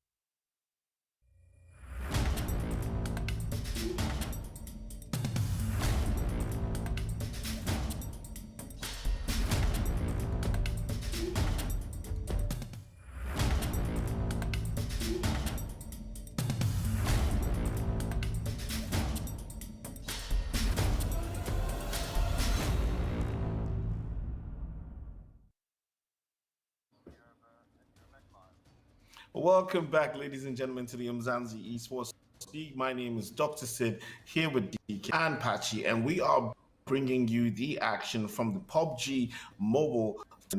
It has been amazing. We have seen a lot of action. The last match was super exciting with the zone, putting the players in a very, very top spot. And as we know, we had Immortalz coming away with the win. Let's take a quick look at how the standings look after the first game. Group A versus Group B. Yeah, go stats board, leaderboard. Let's go. It's the Immortals sitting on the top of that one. 29 points for them after coming off the back of a really solid win and a really tough situation for them to come out on top of, especially against a team like Gun, who was trying to get that spot, almost made it, but just barely did not scratch it. So, of course, they came away second place. NFxUnique coming in third. We've got Ultra 6 coming in fourth. In fifth place, we've got Fear in sixth. We've got Drogons in seventh place. We've got Not Gaming. And in eighth, we've got Influencer Rage Africa. So the majority of the points getting taken by the top 5 teams, really, taking quite a good number of points for themselves. And, of course, moving down 6, 7, and 8, also picking up a couple of good points for themselves. The second page, however, not looking in the same place. We're looking at a little bit of a disappointing performance from a couple. And, I mean, you pointed out Undisputed AE as one of those teams who struggles a little bit on Erangel, and indeed we can see that right here. Of course, G3 also not finding any of the leeway or any of the headroom that they wanted, as well as the Natural Killers and the likes of BBC. So, of course, Young Thundercats in 9, Undisputed AE in 10, G3 in 11, Natural Killers in 12, BBC in 13. We've got Rainbow 6 in 14. We've got Comfy Cartel in 15, and in 16 we have Scincerity coming up on the back. And then, of course, to remind you of who your MVP was for that game, number 1, it was Immortalz, taken away with Darkness, picking up the MVP for himself with 8 kills and 665 points of damage. Almost a little bit of a sus number right there, but just making it sure that he doesn't get himself locked into the wrong place, keeping himself alive for quite a considerable number of minutes there as well. And of course, your kill leaders for the time being, from positions 1 to 4, it's going to be Ultra 6 with No Braino. Gamers Unite Nations also going to be coming into there with Nerf, who is, of course, continuing to still, despite the performance of the team not getting that chicken, he's still bringing in the kills, still bringing in the pain. And speaking of pain, Africa is also going to be bringing up one of their players, Kingaman, onto the top 4 kill leaders for the time being. Of course, El Chapo coming in from Pain as well. So 2 players from Pain Africa going to be on the kill leaders list. So 26 kills for No Braino, 23 for Gun, and then still in the high 20s for the rest of the team. I mean, that's a really impressive performance for some of these players. Yeah, and I'm very impressed also to see Africa with the kill leaders out there as well. It also shows that they're putting in the work, trying to get those kill points, as well as the chicken dinners that they've already got in previous matches. But today, we are going into our second match, which is on Sandhawk. As we have seen, some of our top leaders haven't really done one on Erangel. We are hoping that they do better on Sandhawk. So, DK, you're my predictions man today. It's about to go down. Players are flying in. Match is about to start. I'm going to leave you with and then I'll listen to the answer. I think Undisputed AE will come on. Ladies and gentlemen, I will see you after the break. Do you think Undisputed AE will do better on this map? Correctly speaking, yes, but we're also looking to see an improvement come in from Ultra 6 as they also are going to be looking to step it up. We've seen strong plays coming in from both of those teams, so it's going to be curious to see exactly how strong they will turn up. Moves Sandhawk, and well, it's going to be pretty spicy looking at where the teams are dropping down the flight path, of course, cutting straight through the central parts. Some good angles here for the teams. Let's see where they go. Yeah, let us see where they go. And speaking of where they go, the zone has decided to go up a little bit more north than we usually see it. So a little bit of a difficult rotate for some of the teams that decided to go down towards the bottom of the map. One of those teams, of course, being BBC, who have decided to move down very much, as well as Undisputed AE, who've also moved very south of that. So they're going to have to make quite a long track back up to that zone to get into safety. Luckily, of course, we do have the beginning of the game just to calm a little bit, get that loot going and make sure that you are ready and prepared for what is certain to be quite a tough map here, because as we know, Sandhawk It is the classic map of you make a single mistake and suddenly all hell breaks loose and everything's just gone completely pear-shaped for you and your team. So it is really important to make sure that you're ready and prepared once things get going, but they do not stop here on this map. So yeah, the teams have a little bit of time now to get that going for themselves and get ready and prepared. And DK, you said that you're looking at teams like Ultra 6 potentially to perform here on this, aside from Undisputed AE, who have had some success on maps like these as well. Are there any other teams, do you think, that might be able to show face here on this map? Well, that's definitely quite the interesting question, as I'm trying to figure out just what we could expect to come in. I mean, we could possibly even see the side of NFxUnique stepping up and just bringing in that extra little bit of spice, as they also are looking to potentially, make a good bit of a stand, a good bit of a play as they find their way on through. And I mean, the zone is still fairly spread out with the teams, of course, scattered throughout. But I'm hoping even that G3 steps up, because we're still waiting for that performance. Yeah. Right? We've seen it. We kind of used to it, but we haven't gotten it yet. Yeah. I was just about to ask you about that, actually, because that's another sort of section of teams that we're looking at. Gun and G3, are they going to be able to perform here on this map? Because, usually we see them on the more traditional baseline map sort of doing a lot better. But of course, since they haven't really been coming to the game on that particular level, could we maybe see them step it up here on this map? Maybe.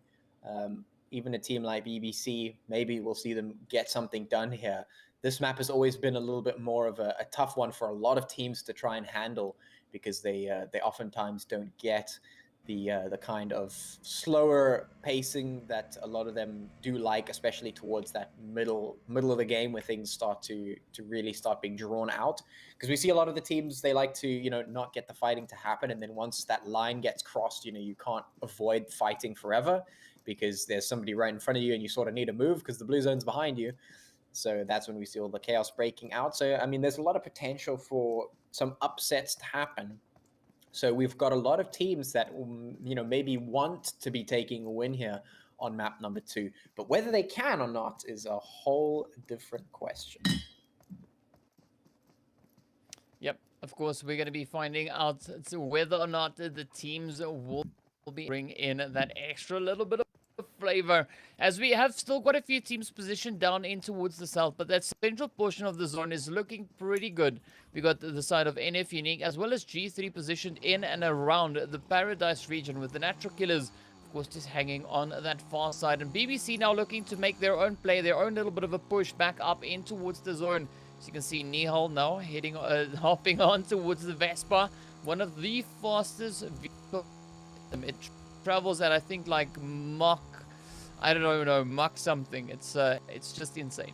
Yeah, it's like the jet of PUBG. It's like speeding to the highest velocity possible in this game. You could probably get yourself into space if you did a special ritual like they did previously. We've seen it before where we've accomplished some crazy magical feats here before.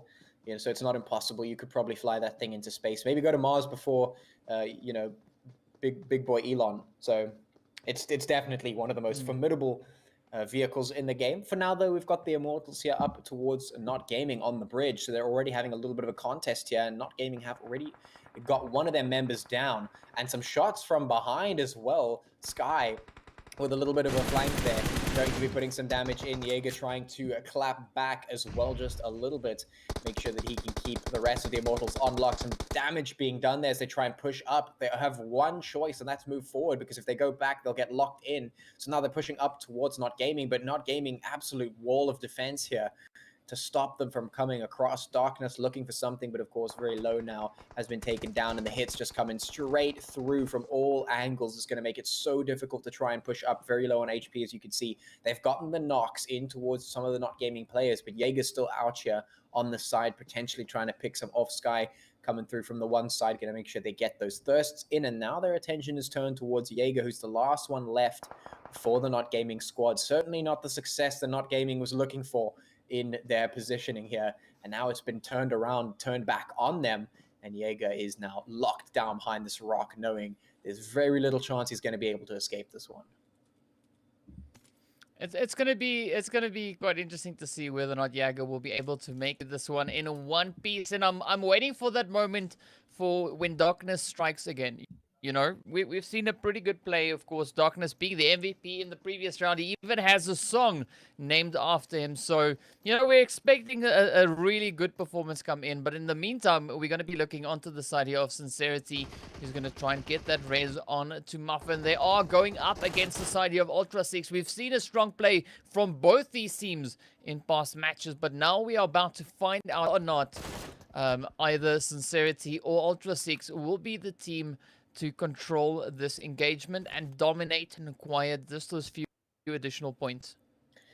Yeah, Scincerity is a team that pops up every now and then when we talk about teams that are looking to get up ahead. We've seen them do some really incredible things before, and then also they have been able to fall back into the, you know, to the background and sort of fade in to gray. So they are a team that can step up sometimes, you know, every now and then. And it's always a question of whether we're going to be seeing them do that today or not, because they certainly have the potential to be able to make big things happen here on this map, especially with some of the situations that can arise because of this map. So right up ahead of them, Ultra 6, of course, which they are looking to maybe put a bit of damage into, but just letting them rotate for the time being, just keeping a weather eye out to see what's happening on the map. And speaking of, we've got the map for ourselves to take a look at, and of course you can see a lot of teams congregating in there towards the center of the map, giving themselves a pretty good position, waiting for the map rotation to come through, because of course once that zone starts to shrink, it only starts to shrink faster and faster as time goes on. So you start running out of time, you start running out of options, and we saw that in the previous map.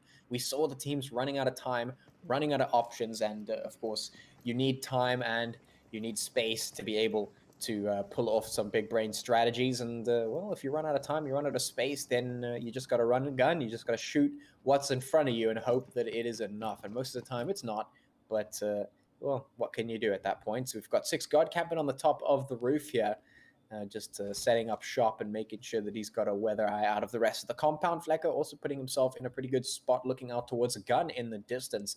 Of course, a classic G3 tactic to just position yourself up in one of the highest points possible and look and see if you could spot anyone in the distance and maybe just harass them as much as possible. We've got Gunner also taking up residence here on top of some buildings to get a good bird's eye view of what's going on. So all the teams try to set themselves up for success, but of course we know what happens. We know how this game works. Only one team takes the chicken dinner at the end of the day. That's just based on who performs the best in this map. Yep, and of course the import comes in as to not only setting yourself up in a good position, but also able to defend and play from that angle.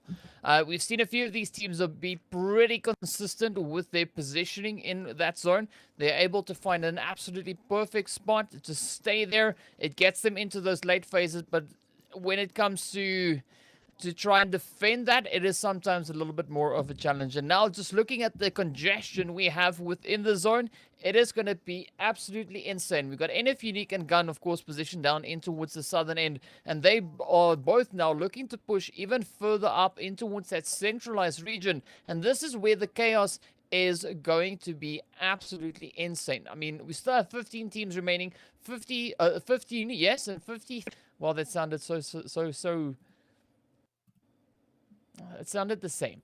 Whatever. We got 57 teams still alive. 57. I did it again. 57 teams. Yes. Damn. Yes. It's a big number. That's a lot of teams. I mean, yeah, it's gonna be crazy. But gonna be looking to say as well.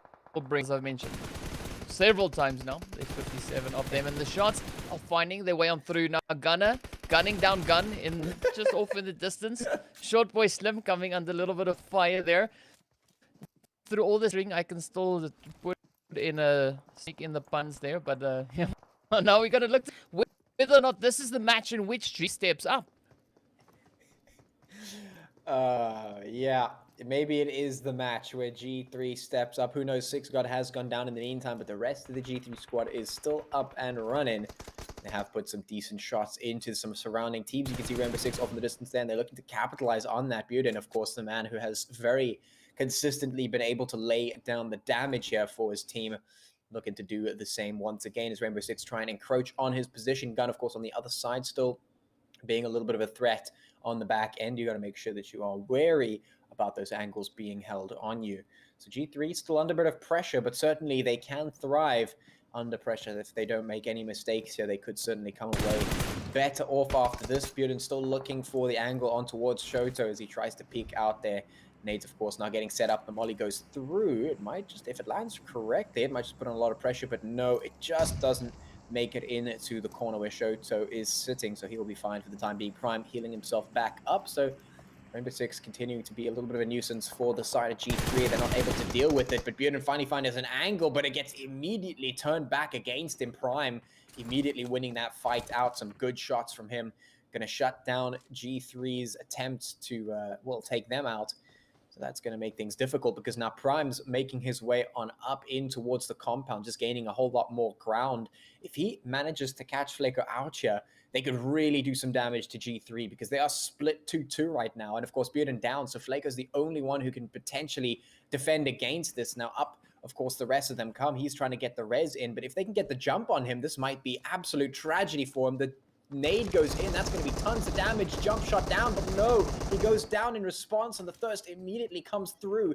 Flaco now going back in for the res, but the rest of Rainbow Six not coming through. Shoto still has the potential to put the damage in, but he's got to pick his moment correctly. Otherwise, G3 might get both of their members back up. Flaco goes in, very low on HP, and Shoto not able to make anything happen. Gun, in the meantime, taking a fight with Scincerity, as Scincerity taking quite a bit of damage, trying to pay them back, but Respect goes down. Broly also going to hit the floor as Cartel takes a fight with NFxUnique.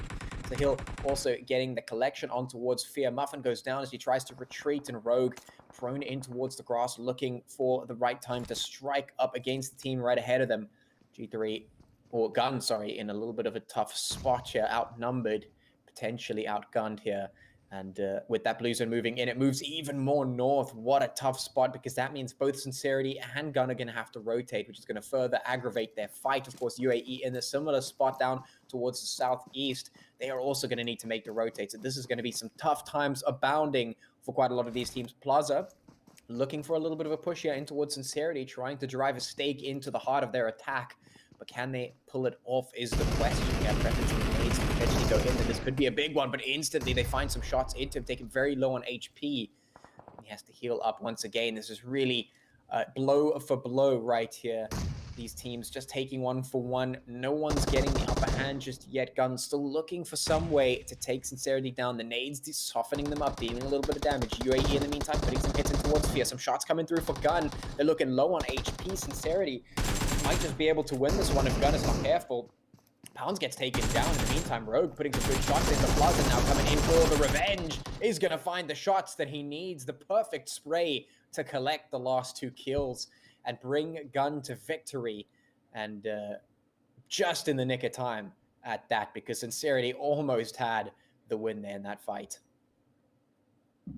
Oh, man, that was an absolutely beautiful play coming in from the side of Gun there. But of course, now, man, they've started off with pretty much a bit of a roll there. Their health bars not looking too fantastic, but this is, of course, now where we wait to see whether or not they'll be able to bounce back. They have been showing an insane amount of consistency throughout the matches, but this is where we now hope to see that consistency flourish into a chicken dinner potentially for them. It is going to be quite a bit of a challenge, seeing that they've now been reduced down to only 3 remaining players. They have already been able to acquire quite a bit of kills though. Immortalz also off to a pretty good start, as you can see. They are currently sitting on 4 kills apiece. Now, Comfy Cartel trying to find their way up in towards zone. NFxUnique positioned right up ahead of them. It is going to be quite a bit of a challenge, as we've seen some tough plays come in from both these teams. But Cartel is on a bit of...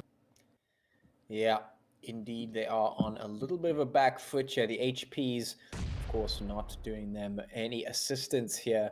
Terry from NFxUnique up ahead of them, just taking a look and seeing if they're going to pop their heads out for some extra damage to be done. And the kill feed Natural Killers putting it in towards G3. Flaker goes down, but Roshi gets taken through from Buden. So G3 still putting up a fight at least. We'll see how that one goes. Of course, Terry still holding the angle here towards the comfy Cartel. Squeak and Lala up on the one side.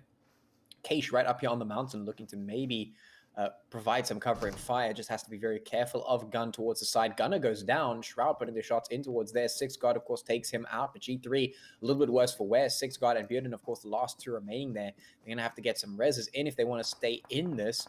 So far, no thirsts have come through, so G3 still managing to stay alive for the time being. Natural Killers still applying the pressure, though. Nerf putting some shots in. Superior as well towards the Natural Killers, though.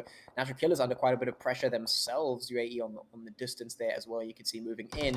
Buden now pushing up to the top of the hill, looking for it. The Natural Killers trying to put the damage in. Sella might just be able to receive this, but there's too many G3 players. They're going to be overrun immediately. The shots come through. Sella goes down, and Roshi, of course, soon to follow. Just no chance against the full might of G3 having been rezzed up, just moving up to the top of that mountain. And now, as you can see, with the zone moving towards the east, closing up, we've got a bunch of teams that need to move up. Gun versus NFxUnique and the Comfy Cartel as well. It's an absolute cluster down there towards the southwest, as the team's now also moving in from the east across that line into safety. Oh, I mean, this is where it is going to be so interesting to watch the teams go at it. Of course, we've got 13 teams, 40 players remaining. And Keish now just huddling up in the grass, looking to make a little bit of a play. But of course now Gun playing a slight bit of a cautious game. Can't really blame them. They have been able to find quite the... But now they need to try and reposition themselves all the way back up in towards the zone. Comfy Cartel also looking to own entry into the zone itself. Is going to be a pretty difficult spot for NFxUnique, especially does manage to find their angle in the zone. Yeah.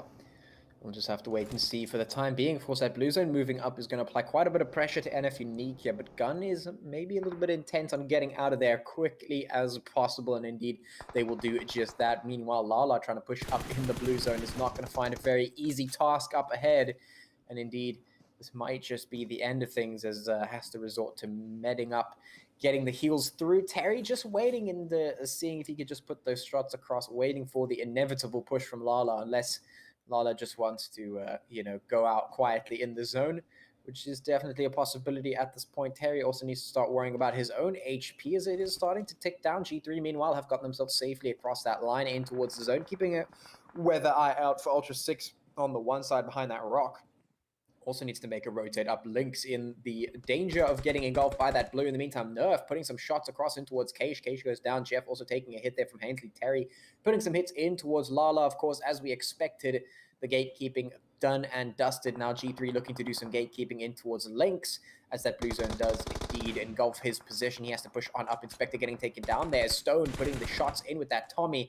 Rainbow Six Madagascar looking to try and stay in this one. We've still got 13 teams and 34 players left remaining as the zone closes up and we move in from 4 to 5. Lynx, of course, now has to peek out and see what's going on, but Gunner not letting him get out just yet. The third-party shots, though, maybe easing up the pressure just a little bit. Very low on HP, almost getting taken out there, but still alive to apply that pressure. All the teams now making their way across. You can see Gun approaching from the south, pushing them across that line, moving in towards the compound. Influence Rage, putting some shots in towards the Drogons and indeed taking them out. BBC, of course, doing the rest of that damage. Rainbow Six are just up ahead of them. Gun moving across, putting the hits in towards the Immortalz now as well on it towards the side there, towards the west. So everyone's now occupying a compound all across the map, but of course that zone's about to shrink once again. Oh, come on. It hops up in towards the north, still in the contention, still in the running to make a good stand. Rainbow Six also looking absolutely phenomenal. They dive up in the north, a good position that they've been able to secure, but now we wait to see whether or not they'll be able to capitalize on that and strengthen the hold that they are looking to gain in the north of the zone here. Of course, it is going to still be a pretty hairy fight, as we can see several players and teams just spread out up ahead of them. We've now been reduced down to 29, and Comfy Cartel taking quite a bit of damage in the process. We just saw Squeak coming into the kill feed there, but I'm curious to see what BBC is going to be doing, as the zone has now shifted away from water. They have now been taken out of their element here, Patchy. Yeah, they certainly have indeed. the element has been removed from them. They are outside of that comfort zone, should I say, in a very difficult spot. Now BBC taking quite a bit of fire here from the distance there. For Luck trying to return it barely alive and gets taken down eventually from some stray bullets there. Not sure how he managed to survive that last one, but indeed does get taken down. In the meantime, Low goes down as well. Nahel finds himself inside the blue, which is not the position you want to be in. The rest of his team getting slaughtered up ahead of him. He has barely any choice at this point. 11 teams remaining. UAE putting the shots in towards the Young Thundercats as they go down. 9 teams remaining suddenly as all the kills are rolling in. All the eliminations come through. The Young Thundercats getting dismantled on the one side. Influence Rage now pushing up, of course, as you can see there right up ahead. We've got Rainbow Six as well, keeping themselves alive in this compound, but taking some damage. There's Mercury putting the hits in. Sully tries to return fire in towards Gun as Ultra 6 also getting taken down here. Sleepy trying to put the hits in towards Nerf Me and the rest of the Gun squad as they try and maintain control of this area, but there goes the zone. There come the shots up ahead. They have to make the rotate as well again. That's going to further put the pressure on. And you can see there's so little cover remaining. They have to use the trees. They have to use the grass. There's nothing else that they can do. The shots are coming through. 7 teams remaining. Mercury still alive and trying to put the pressure on. Rainbow Six up ahead in that building. Also going to have to make the rotate happen at some point. But at the moment, Influence Rage got pretty good numbers working for them. UAE also have a bit of good control here, looking to try and punish G3. Buden going to be the first to take quite a bit of damage. Their gunner goes down. The shots coming through from Potato as UAE looking to punish G3 for their positioning here. They don't have a good spot. And unfortunately, that's just the way the game goes. And they're going to have to try and make do with what they've got at the moment. Influence Rage looking the most dominant in terms of map control right now. Oh, come on. Let's see now. This is still a pretty packed zone. I mean, 14 players alive. As you can see, they're finding their way on through onto the side there of BBC. We have succumbing to the injuries up in the north, but G3 taking quite a bit of a punishment in the process here. I mean, Influence Rage looking absolutely phenomenal. 10 kills, 4 players still alive. This could be the game in which we see Influence coming in with a beautiful dub chicken dinner right there. UAE also still in the running, making it up in towards those later phases as we are now reduced down to 6 Madagascar. Get back up into the lobby. The 5 teams now left to fight it out. Now we are getting hit, but this is where Influence Rage and Ultras and UAE are going to be looking to make that final dash to secure themselves the chicken. Absolute insane play so far, Patchy. Yeah, and Influence Rage maintaining their control, super impressive here. UAE looking to contest, but they don't have the height advantage. Shots coming through from Sahil landing, doing quite a bit of damage. Can Influence Rage hold on to this lead that they've had? Indeed, they've managed to put the damage in towards UAE. They have managed to win that fight out, and now they can maintain their advantage. They can maintain their control. It's up to Miyagi to try and do whatever it is that he can possibly do here to try and take down Influence Rage. It's not impossible, but certainly looking very unlikely at this point, as Influence Rage knows exactly where he is, going in for the kill. Sickle in hand, it's Sully. He's going for the cheeky melee, but the shots coming through. Sleepy goes down. Miyagi not spotting out the melee, coming right behind him and will take the fight and go down. A valiant effort, but indeed, Influence Rage going to be taking the chicken dinner. Yeah, that's a wax on, wax off situation right there. I mean, Miyagi, I think he mixed up the two. You know, I think he first tried to take the wax off before applying it. So it is quite a bit of a tricky one, but well done nonetheless. Ultra up in that second position, but just an absolutely insane game that we had coming in there from them. But we're going to see now, of course, whether the teams will be able to continue the role they've been on. I mean, UAE coming in on that 3rd place, securing a recent 8-kill game there. And man, this is looking to be a pretty interesting day, not gonna lie. Yeah. I'm sorry. I was just laughing right there because, you know, when you said he was trying to be cheeky and he put the wax, he tried to take the wax off before he put it on, I was cracking in my ribs. Listen, that was just some amazing play. Obviously, seeing Undisputed AE do well as you did it in that map, but you know, 6 just hanging in there till the last minute to get the placement points. I can't wait to see what the table looks like. There's a lot of blend of placement points and kill points. Let's take a look not yet. Everyone gets Oh, 0. well, You get 0. yeah, we you can. get Yeah, 0. everyone get. You get 0. You get 0. You get 0. So we can do a little bit while the leaderboard is being populated, and we will see what it looks like. Because, like I was saying, there's a very interesting blend of teams getting a lot of kill points and a team getting placement points. So I always like to see these situations where we find out which one of those particular statistics actually helps the team move forward in the leaderboard. As we can see, Ultra 6 got a good play there, but not as many kill points. Now we do have the leaderboard. Take a look at that. Patchy, talk us through what's happening here.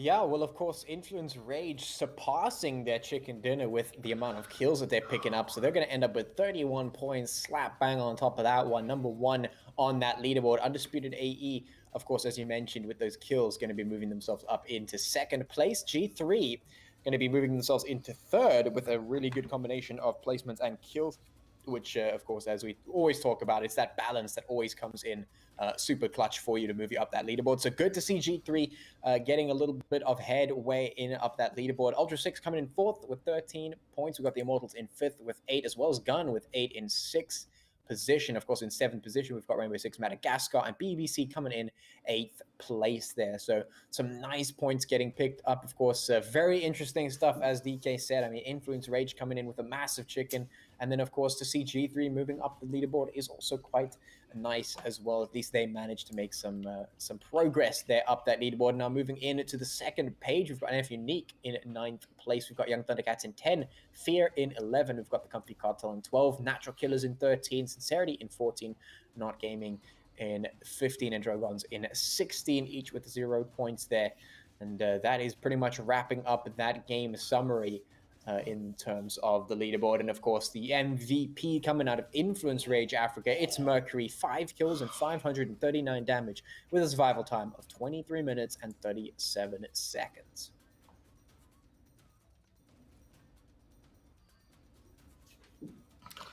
Well, that was the 2nd game, ladies and gentlemen. That's so much excitement.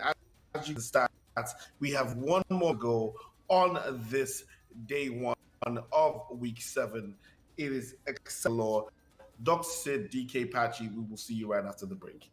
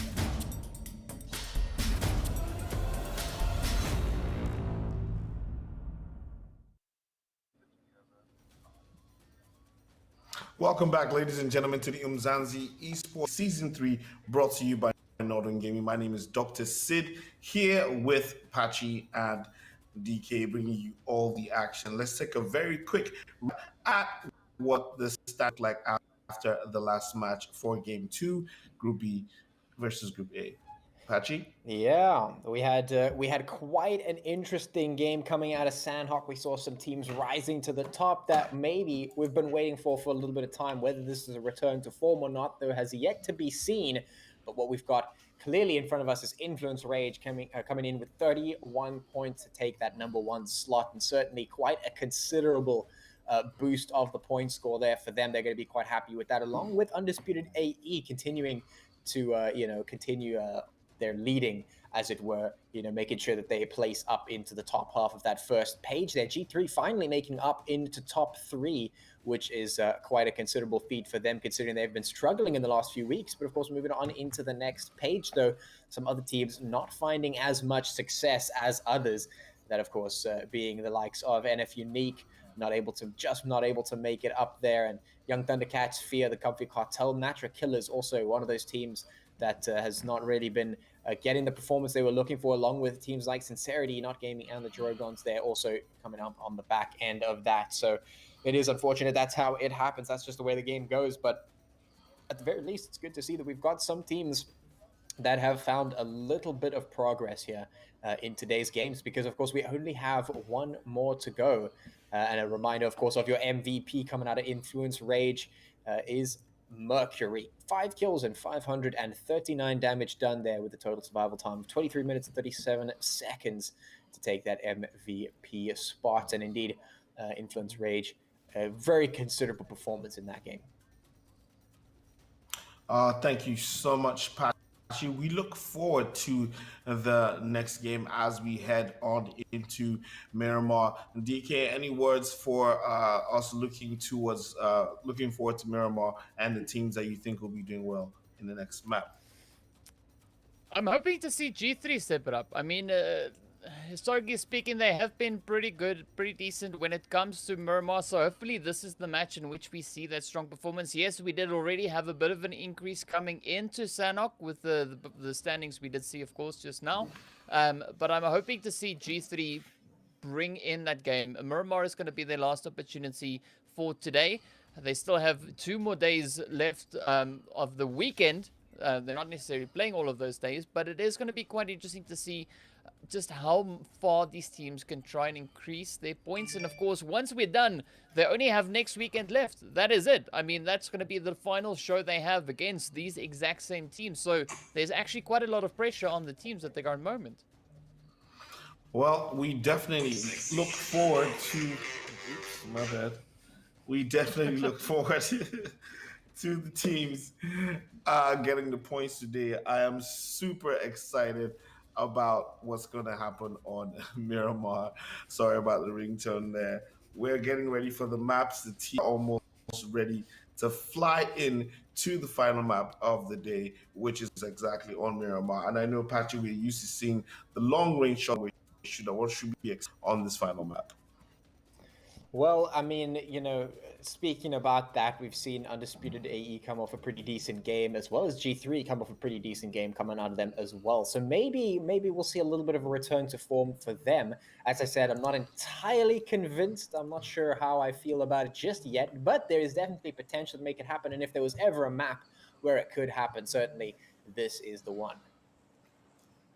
Well, I'm going to leave you guys in the very, very, very capable hands of these two gentlemen as they talk you through all the action. I will see you after the game.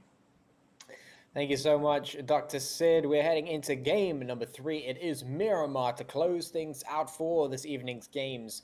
And we are going to be having a look and seeing who is going to find themselves that chicken dinner in this game right here. We don't know who it's going to be. I've already put some of the cards on the board. We're looking at a potential return to form for G3. Maybe they can keep up the momentum from the previous game. Perhaps we'll see Gun also finding some success. Maybe even Undisputed AE will continue to do so as well. Whether we'll see Influence Rage repeat another performance like that is definitely up in the air at the moment. It's a lot of question marks all over the show. We've got our flight path taking us from the south all the way up to Camp Militar, right up in the northeast.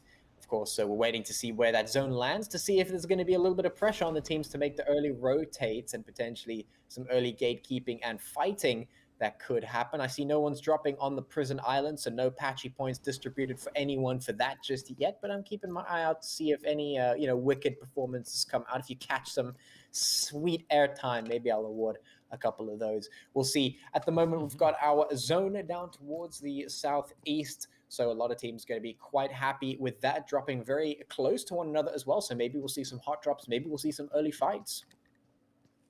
What's going to be interesting to see, though, is what Ultra 6 will bring in here as well, right? So we saw them in the first match. They placed in 4th overall for the standings. Of course, coming into the second one, they placed 4th once again. So far, they've been showing quite a bit of consistency coming in with... Grandmaster Miyagi coming in with those plays. They did finish the match in second, but the overall standings was, of course, then in 4th place. So I'm curious to see what exactly this match will bring. And also waiting to hopefully see a good play, or strong play rather, coming in there from the side of the Natural Killers. But in the meantime, NFxUnique are going to be sticking it to the side of Rainbow Six Madagascar. As you can see, Stone now getting shot with some lead there. And It's a pretty good start, and I mean, look at this. NFxUnique, only a 3-man team coming into this match.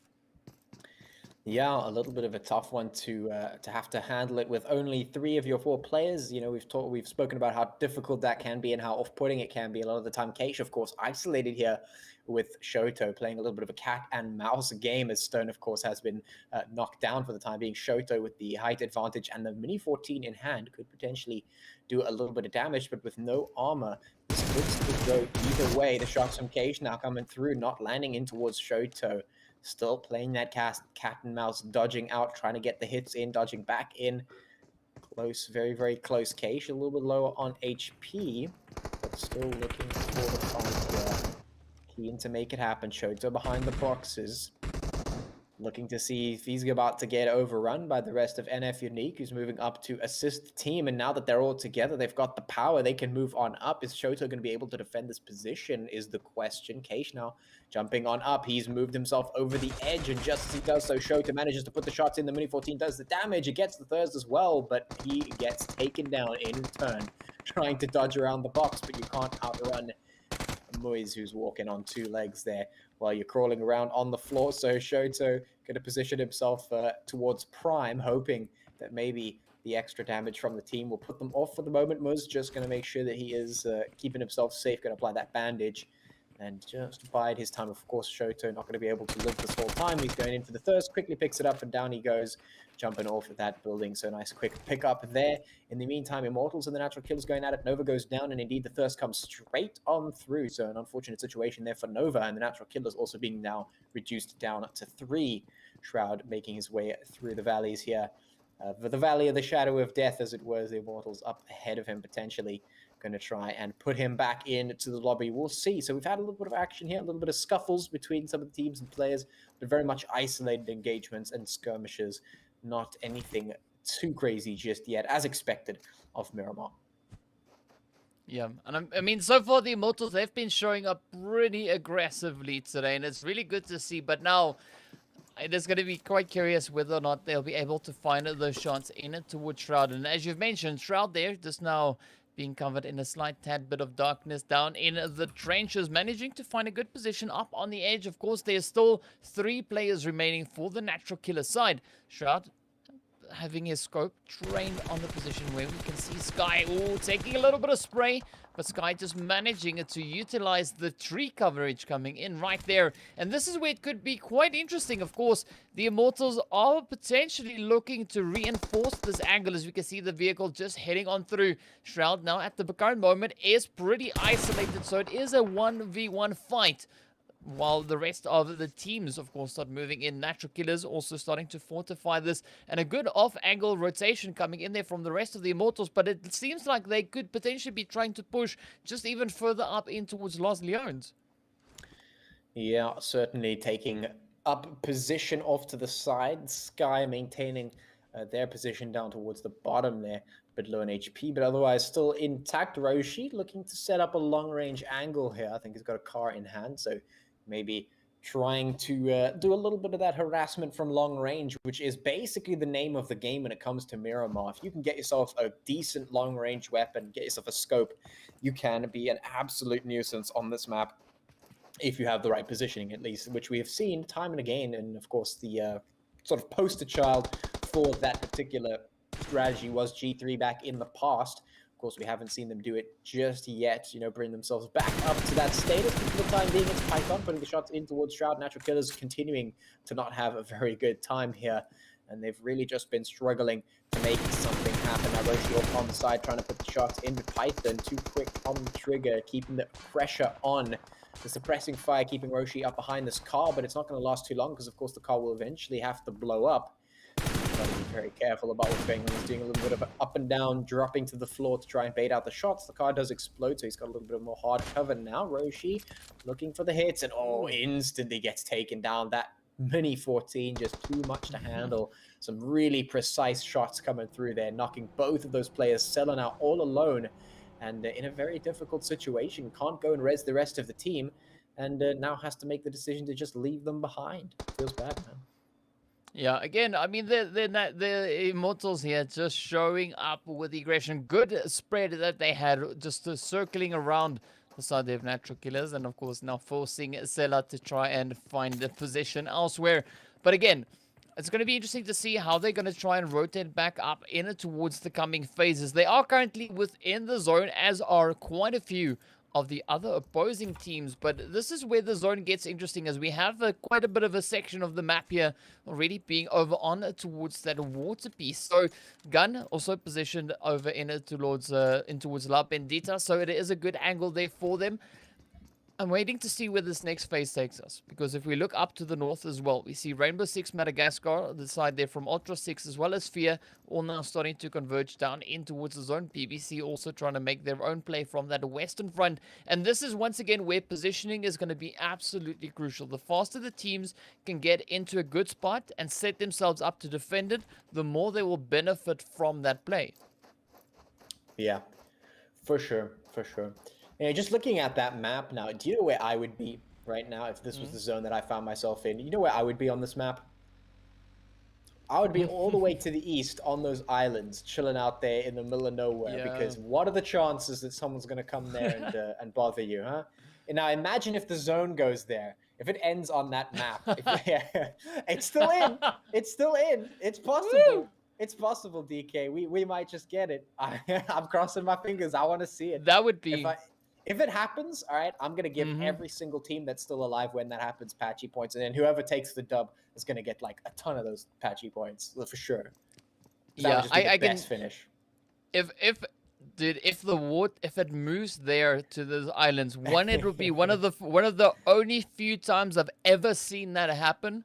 Right, and secondly, it would be absolutely insane. The first team to secure themselves on that island, then that's almost a given chicken dinner right there. But of course, speaking about chicken dinners, you need to add some potato into that. You need to have a nice little balance with the starch and the protein and everything. So, of course, UAE to position, they're keeping a very watchful eye on the side of Guns. But NFxUnique still looking strong. All 4 players in the mix here, and it's going to be quite curious to see what they're going to do against the side of Influence Rage.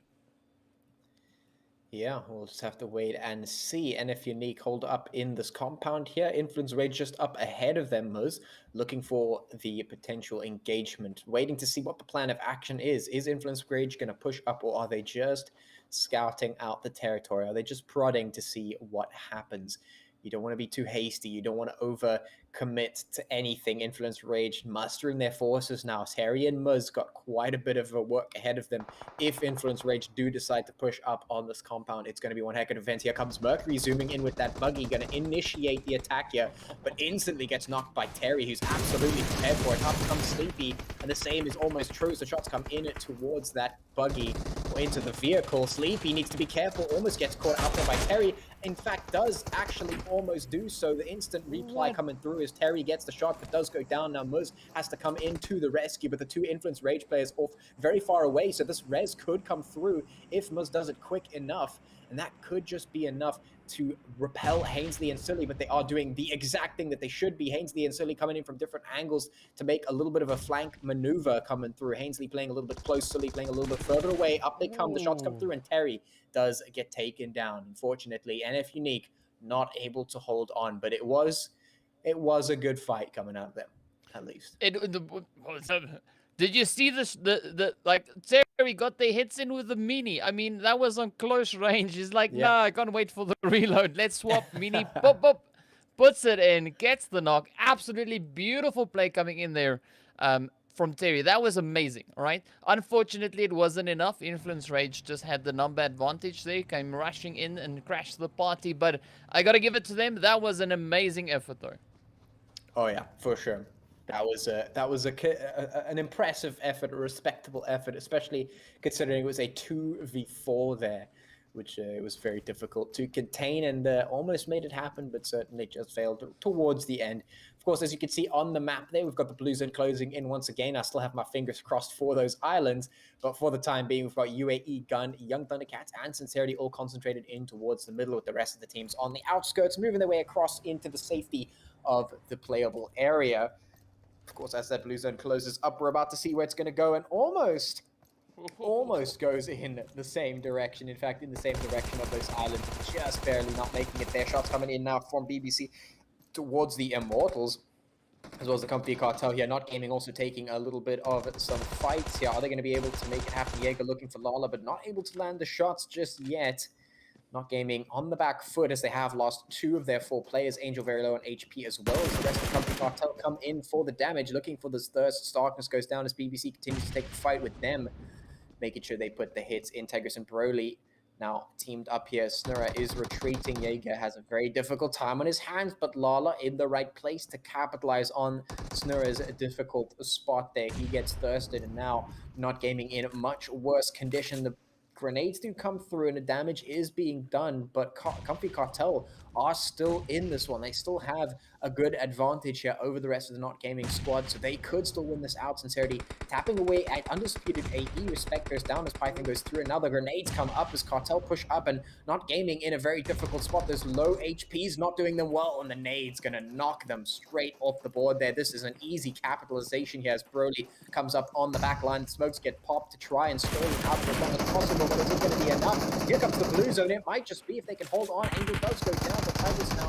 in the spot. Has to maintain the pressure here with Zeus as he tries to keep himself alive. Very low on HP, but it's not going to last. And indeed, the shots will find their mark in the nick of time. But of course, that blue zone is going to make things difficult, so they're going to have to heal themselves back up. In the meantime, BBC getting taken out by the Immortalz there. A little bit of a tussle going in towards the zone. We'll see if the Comfy Cartel can survive this, as that blue zone is moving in 3 zones deep. Jeff taking a little bit of damage. He rushes on up, and BBC absolutely slaughtered there, as Jeff does manage to pull the final trigger, but not without its price, as he has lost all 3 of his teammates in the scuffle here, but does manage to get the BBC win, or the win over the BBC, should I say.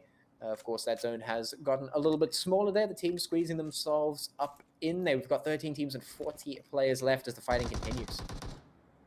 Oh man, that was just absolutely insane plays by both the engagements we just saw there. But now, Influence, Rage, and Fear going head-to-head. King now looking to make a stand right here on the coastline. Mercury pushing up. We did see that early knock coming in on Mercury, but of course he has been raced right back on up. Oh, there we go. Mercury stepping up with the shots once again. So what's pretty cool is that we see that aggression come in from Mercury yet again.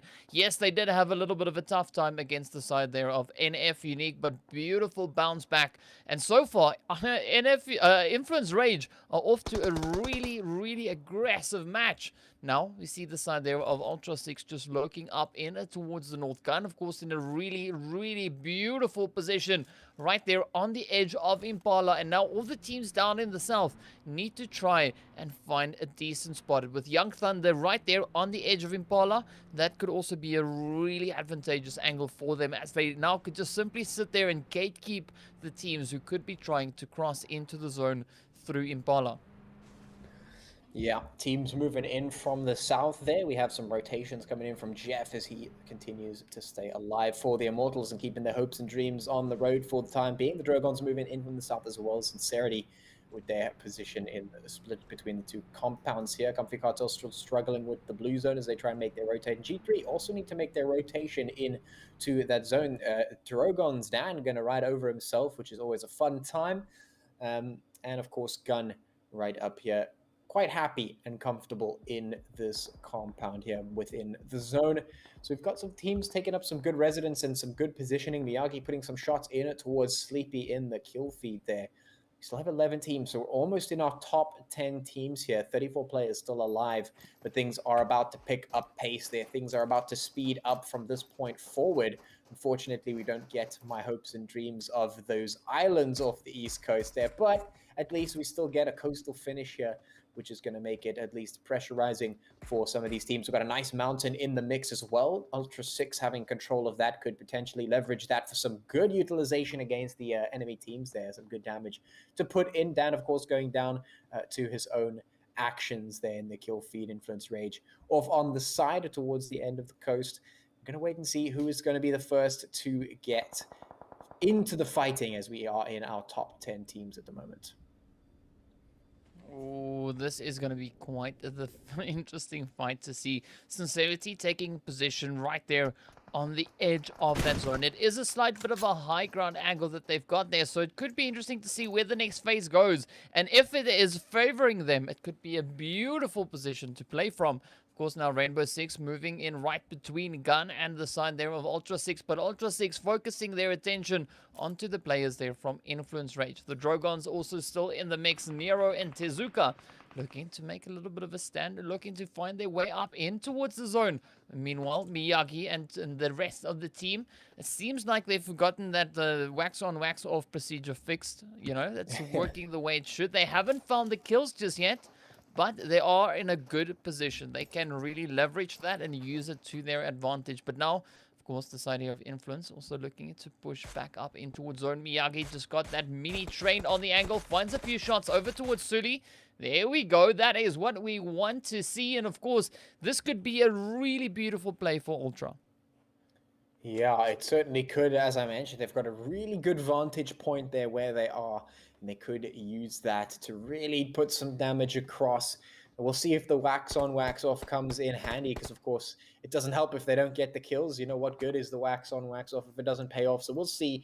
Tezuka going to be moving up through just ahead of that blue zone, trying to stay alive, going to be just sidewinding his way up the side of that mountain, barely making it escape from the damage of the previous people behind him. But up comes Sahil, dealing the damage necessary to take him down. Nero now, of course, very low on HP, just barely manages to heal himself back up as he continues to scramble to safety matrix.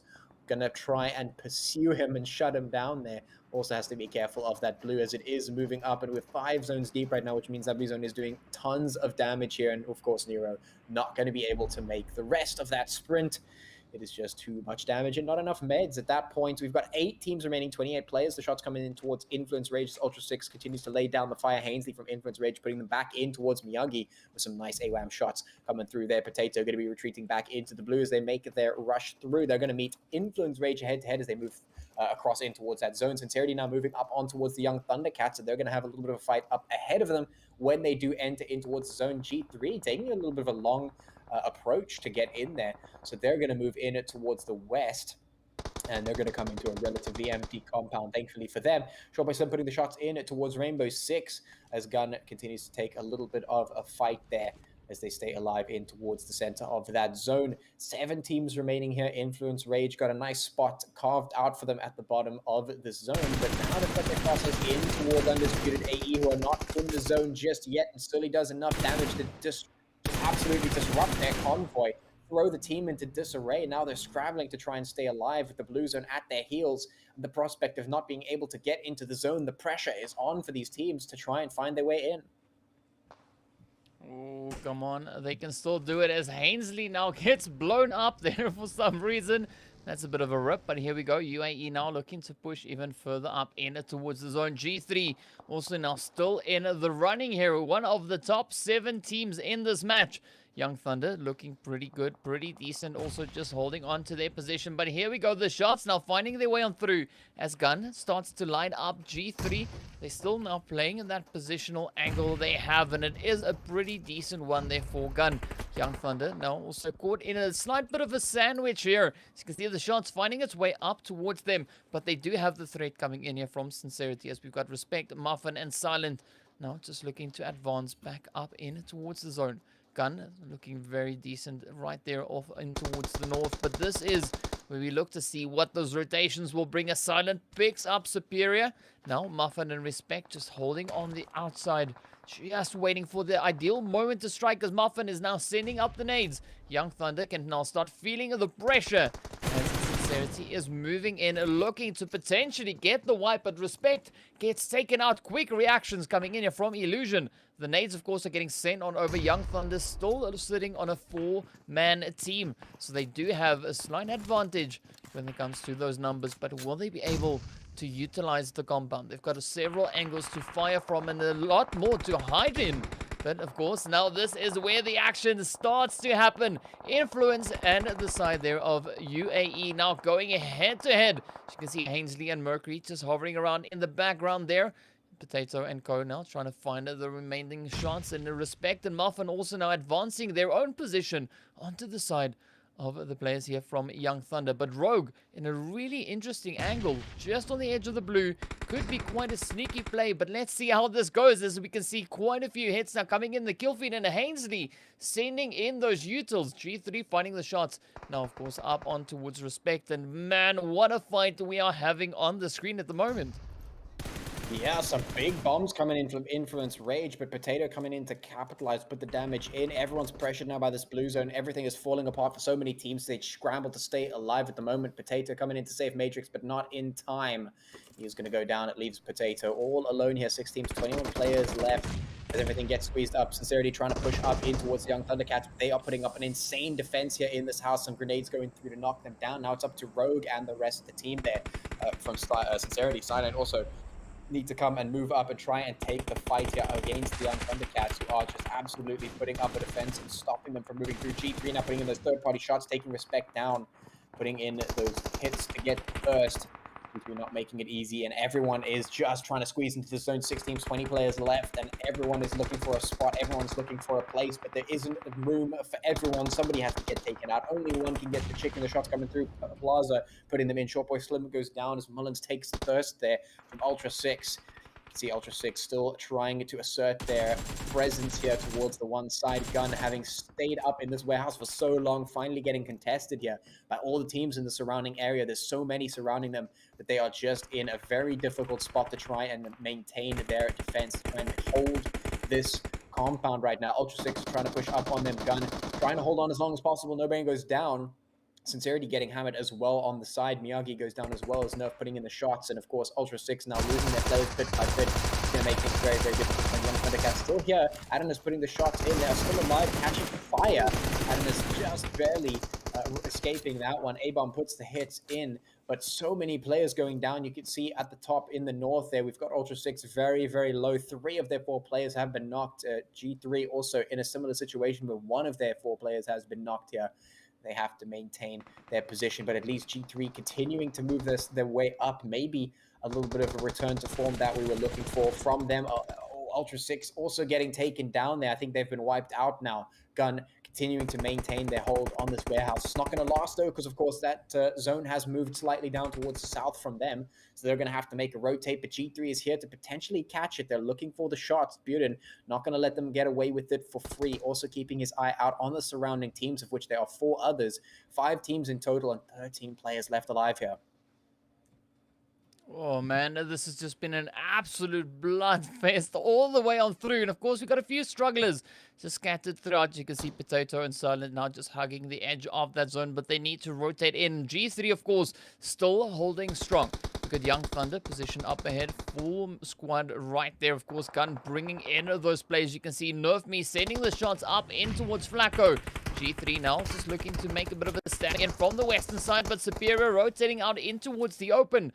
Potato coming in with that starch performance, putting the head straight on through, looking to pick up the damage and potentially find a few more points for his team, as you can see him doing exactly that. On towards Silent now. Adonis getting hit by the explosion. Young Thunder now wrapping it up, putting an end to the play there from Potato. But now we are down to our final 3 teams. It is Young Thunder, it is G3, and it is Gun looking to push in for that chicken dinner. Of course, now Flacco has been raced right back on up. Gunner now gunning for Gun once again. Wow, that was a lot of guns, but here we go. We've got Nerf Me, Pounds, and Plaza still in the match. Nerf Me, of course, is down.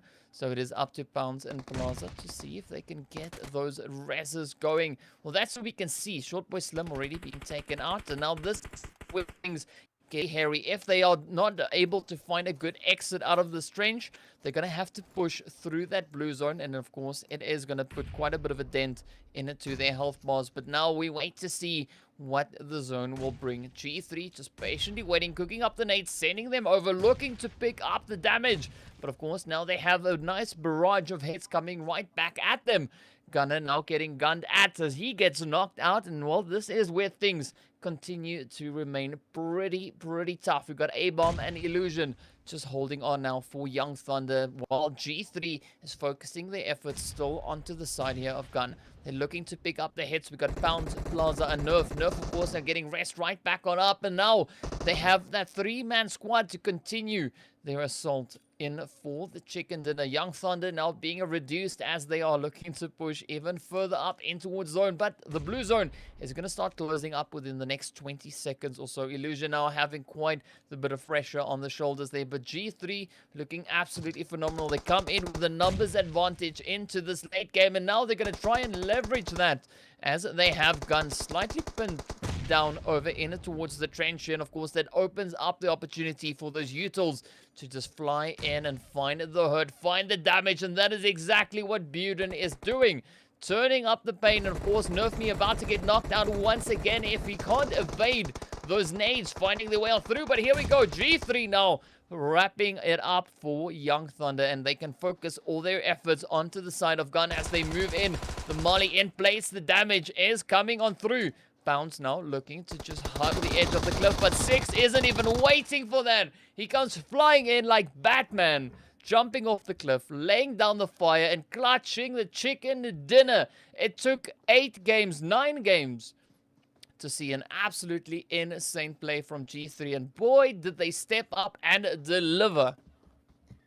Oh man, finally we get to see G3 in a manner that we generally expect from them. This is the G3 that we like to see, and there it is. What a brilliant example of their ability to really isolate and control the fights there. 1v2, they're sitting in the middle of both teams, keeping them both at bay. G3 absolutely phenomenal. They're keeping Gun right up against the cliffside, the nades raining down on them, keeping them at bay. And of course, the Young Thundercats on the other side, Flaco just holding down the fort, making sure that they're still under pressure, and then just maintaining, isolating, taking them down, going in for the kill, going straight for the throat, picking up the chicken dinner with a considerable number of kills. And there we go. I told you that if there was going to be a map where it was possible, this was it. And there we have a G3, a chicken dinner to end things off for the evening. Super excited to see that. I can't wait to see the overall leaderboard. But just to say this, the management of the end game situation, where G3 were in a position where they had Gun on one side and the Young Thundercats on the other side, and just being able to manage those two teams by keeping them under enough pressure and taking out the teams one by one, that was just phenomenal gameplay to watch. I mean, it was a lot of, you could see the communication and the synergy, not allowing Young Thundercats enough room to plot a strategy, because Young Thundercats technically had the higher ground and were in a better position when it came to the zone. But let's take a look at what the standings look like for Game 3. Yeah, of course, it is G3 in number 1 spot after their chicken dinner plus 9 kills, giving them a total of 24. Gun, Gamers United Nations, of course, coming in that second position as well, 17 points to their name. We've got Undisputed AE in top 3 again. they've been doing very, very consistently when it comes to that. 13 points for them in position number 3. Young Thundercats coming in 4th place with 12. Insolence Rage in 5th with 11. We've got Immortalz in 6th place with 8. Scincerity in 7th place with 7. Ultra 6 in 8 with 6 points to wrap up the first page here of this leaderboard. And definitely really, really great to see G3 and Gun and UAE up towards the top of that leaderboard. Of course, moving on to the second page. It's also very good to see. Oh, very quickly, Patrick, sorry to cut you. I just wanted to point out that on the last screen, Influence Rage had 2 placement points and 9 kills, giving them a total of 11 points and putting them in a very nice situation in that leaderboard. Sorry to cut you, brother. Keep going. Well, the second page is not as interesting as the first. We've just got the Comfy Cartel up here in 9 with 5, NFxUnique in 10 with 3, as well as BBC with 3 in 11, Rainbow 6 in 12 with 2, as well as the Drogons with 2 in 13. We've got the Natural Killers and Not Gaming with 1 point apiece in 14 and 15 respectively, and Fear bringing up the back end of that with 0 in 16th position. And I have to agree with you there, Dr. Sid. It was absolutely insane to see the performance. Of course, the MVP coming in the hands of Hainsley there. 6 kills and 924, almost 1,000 damage points to his name. A survival time of 21 minutes and 5 seconds there. But yeah, absolutely, I have to agree with you there, Dr. Sid. Some insane performance coming out there, and one that we have long awaited, I think, in this round. Definitely. And let's look at the overall leaderboard. DK, what's popping? All right, so we of course got quite an interesting look if we have a gander over on it towards our overall leaderboard. And of course, we see the boys of G3 sitting up there in that 6th position. Undisputed just creeping ever closer to that 200-point mark. Absolutely insane place. But of course, Gunner holding strong, only trailing by 7 points from them. So still pretty neck in neck. Influence Rage also right up there in that 3rd place, and a really strong chicken dinner distribution we see on this first page. But I gotta say though, G3 tempo, right? The hint was in the name all the time, right? That is how, so when we had to wait for them to step up, game 3, G3, right? Well, they forgot to say it was week 3, game 3. But eventually, they did come in, they did bring the chicken dinner, and man, they just blew it up in that final one. So I'm super impressed with how they handled that final one.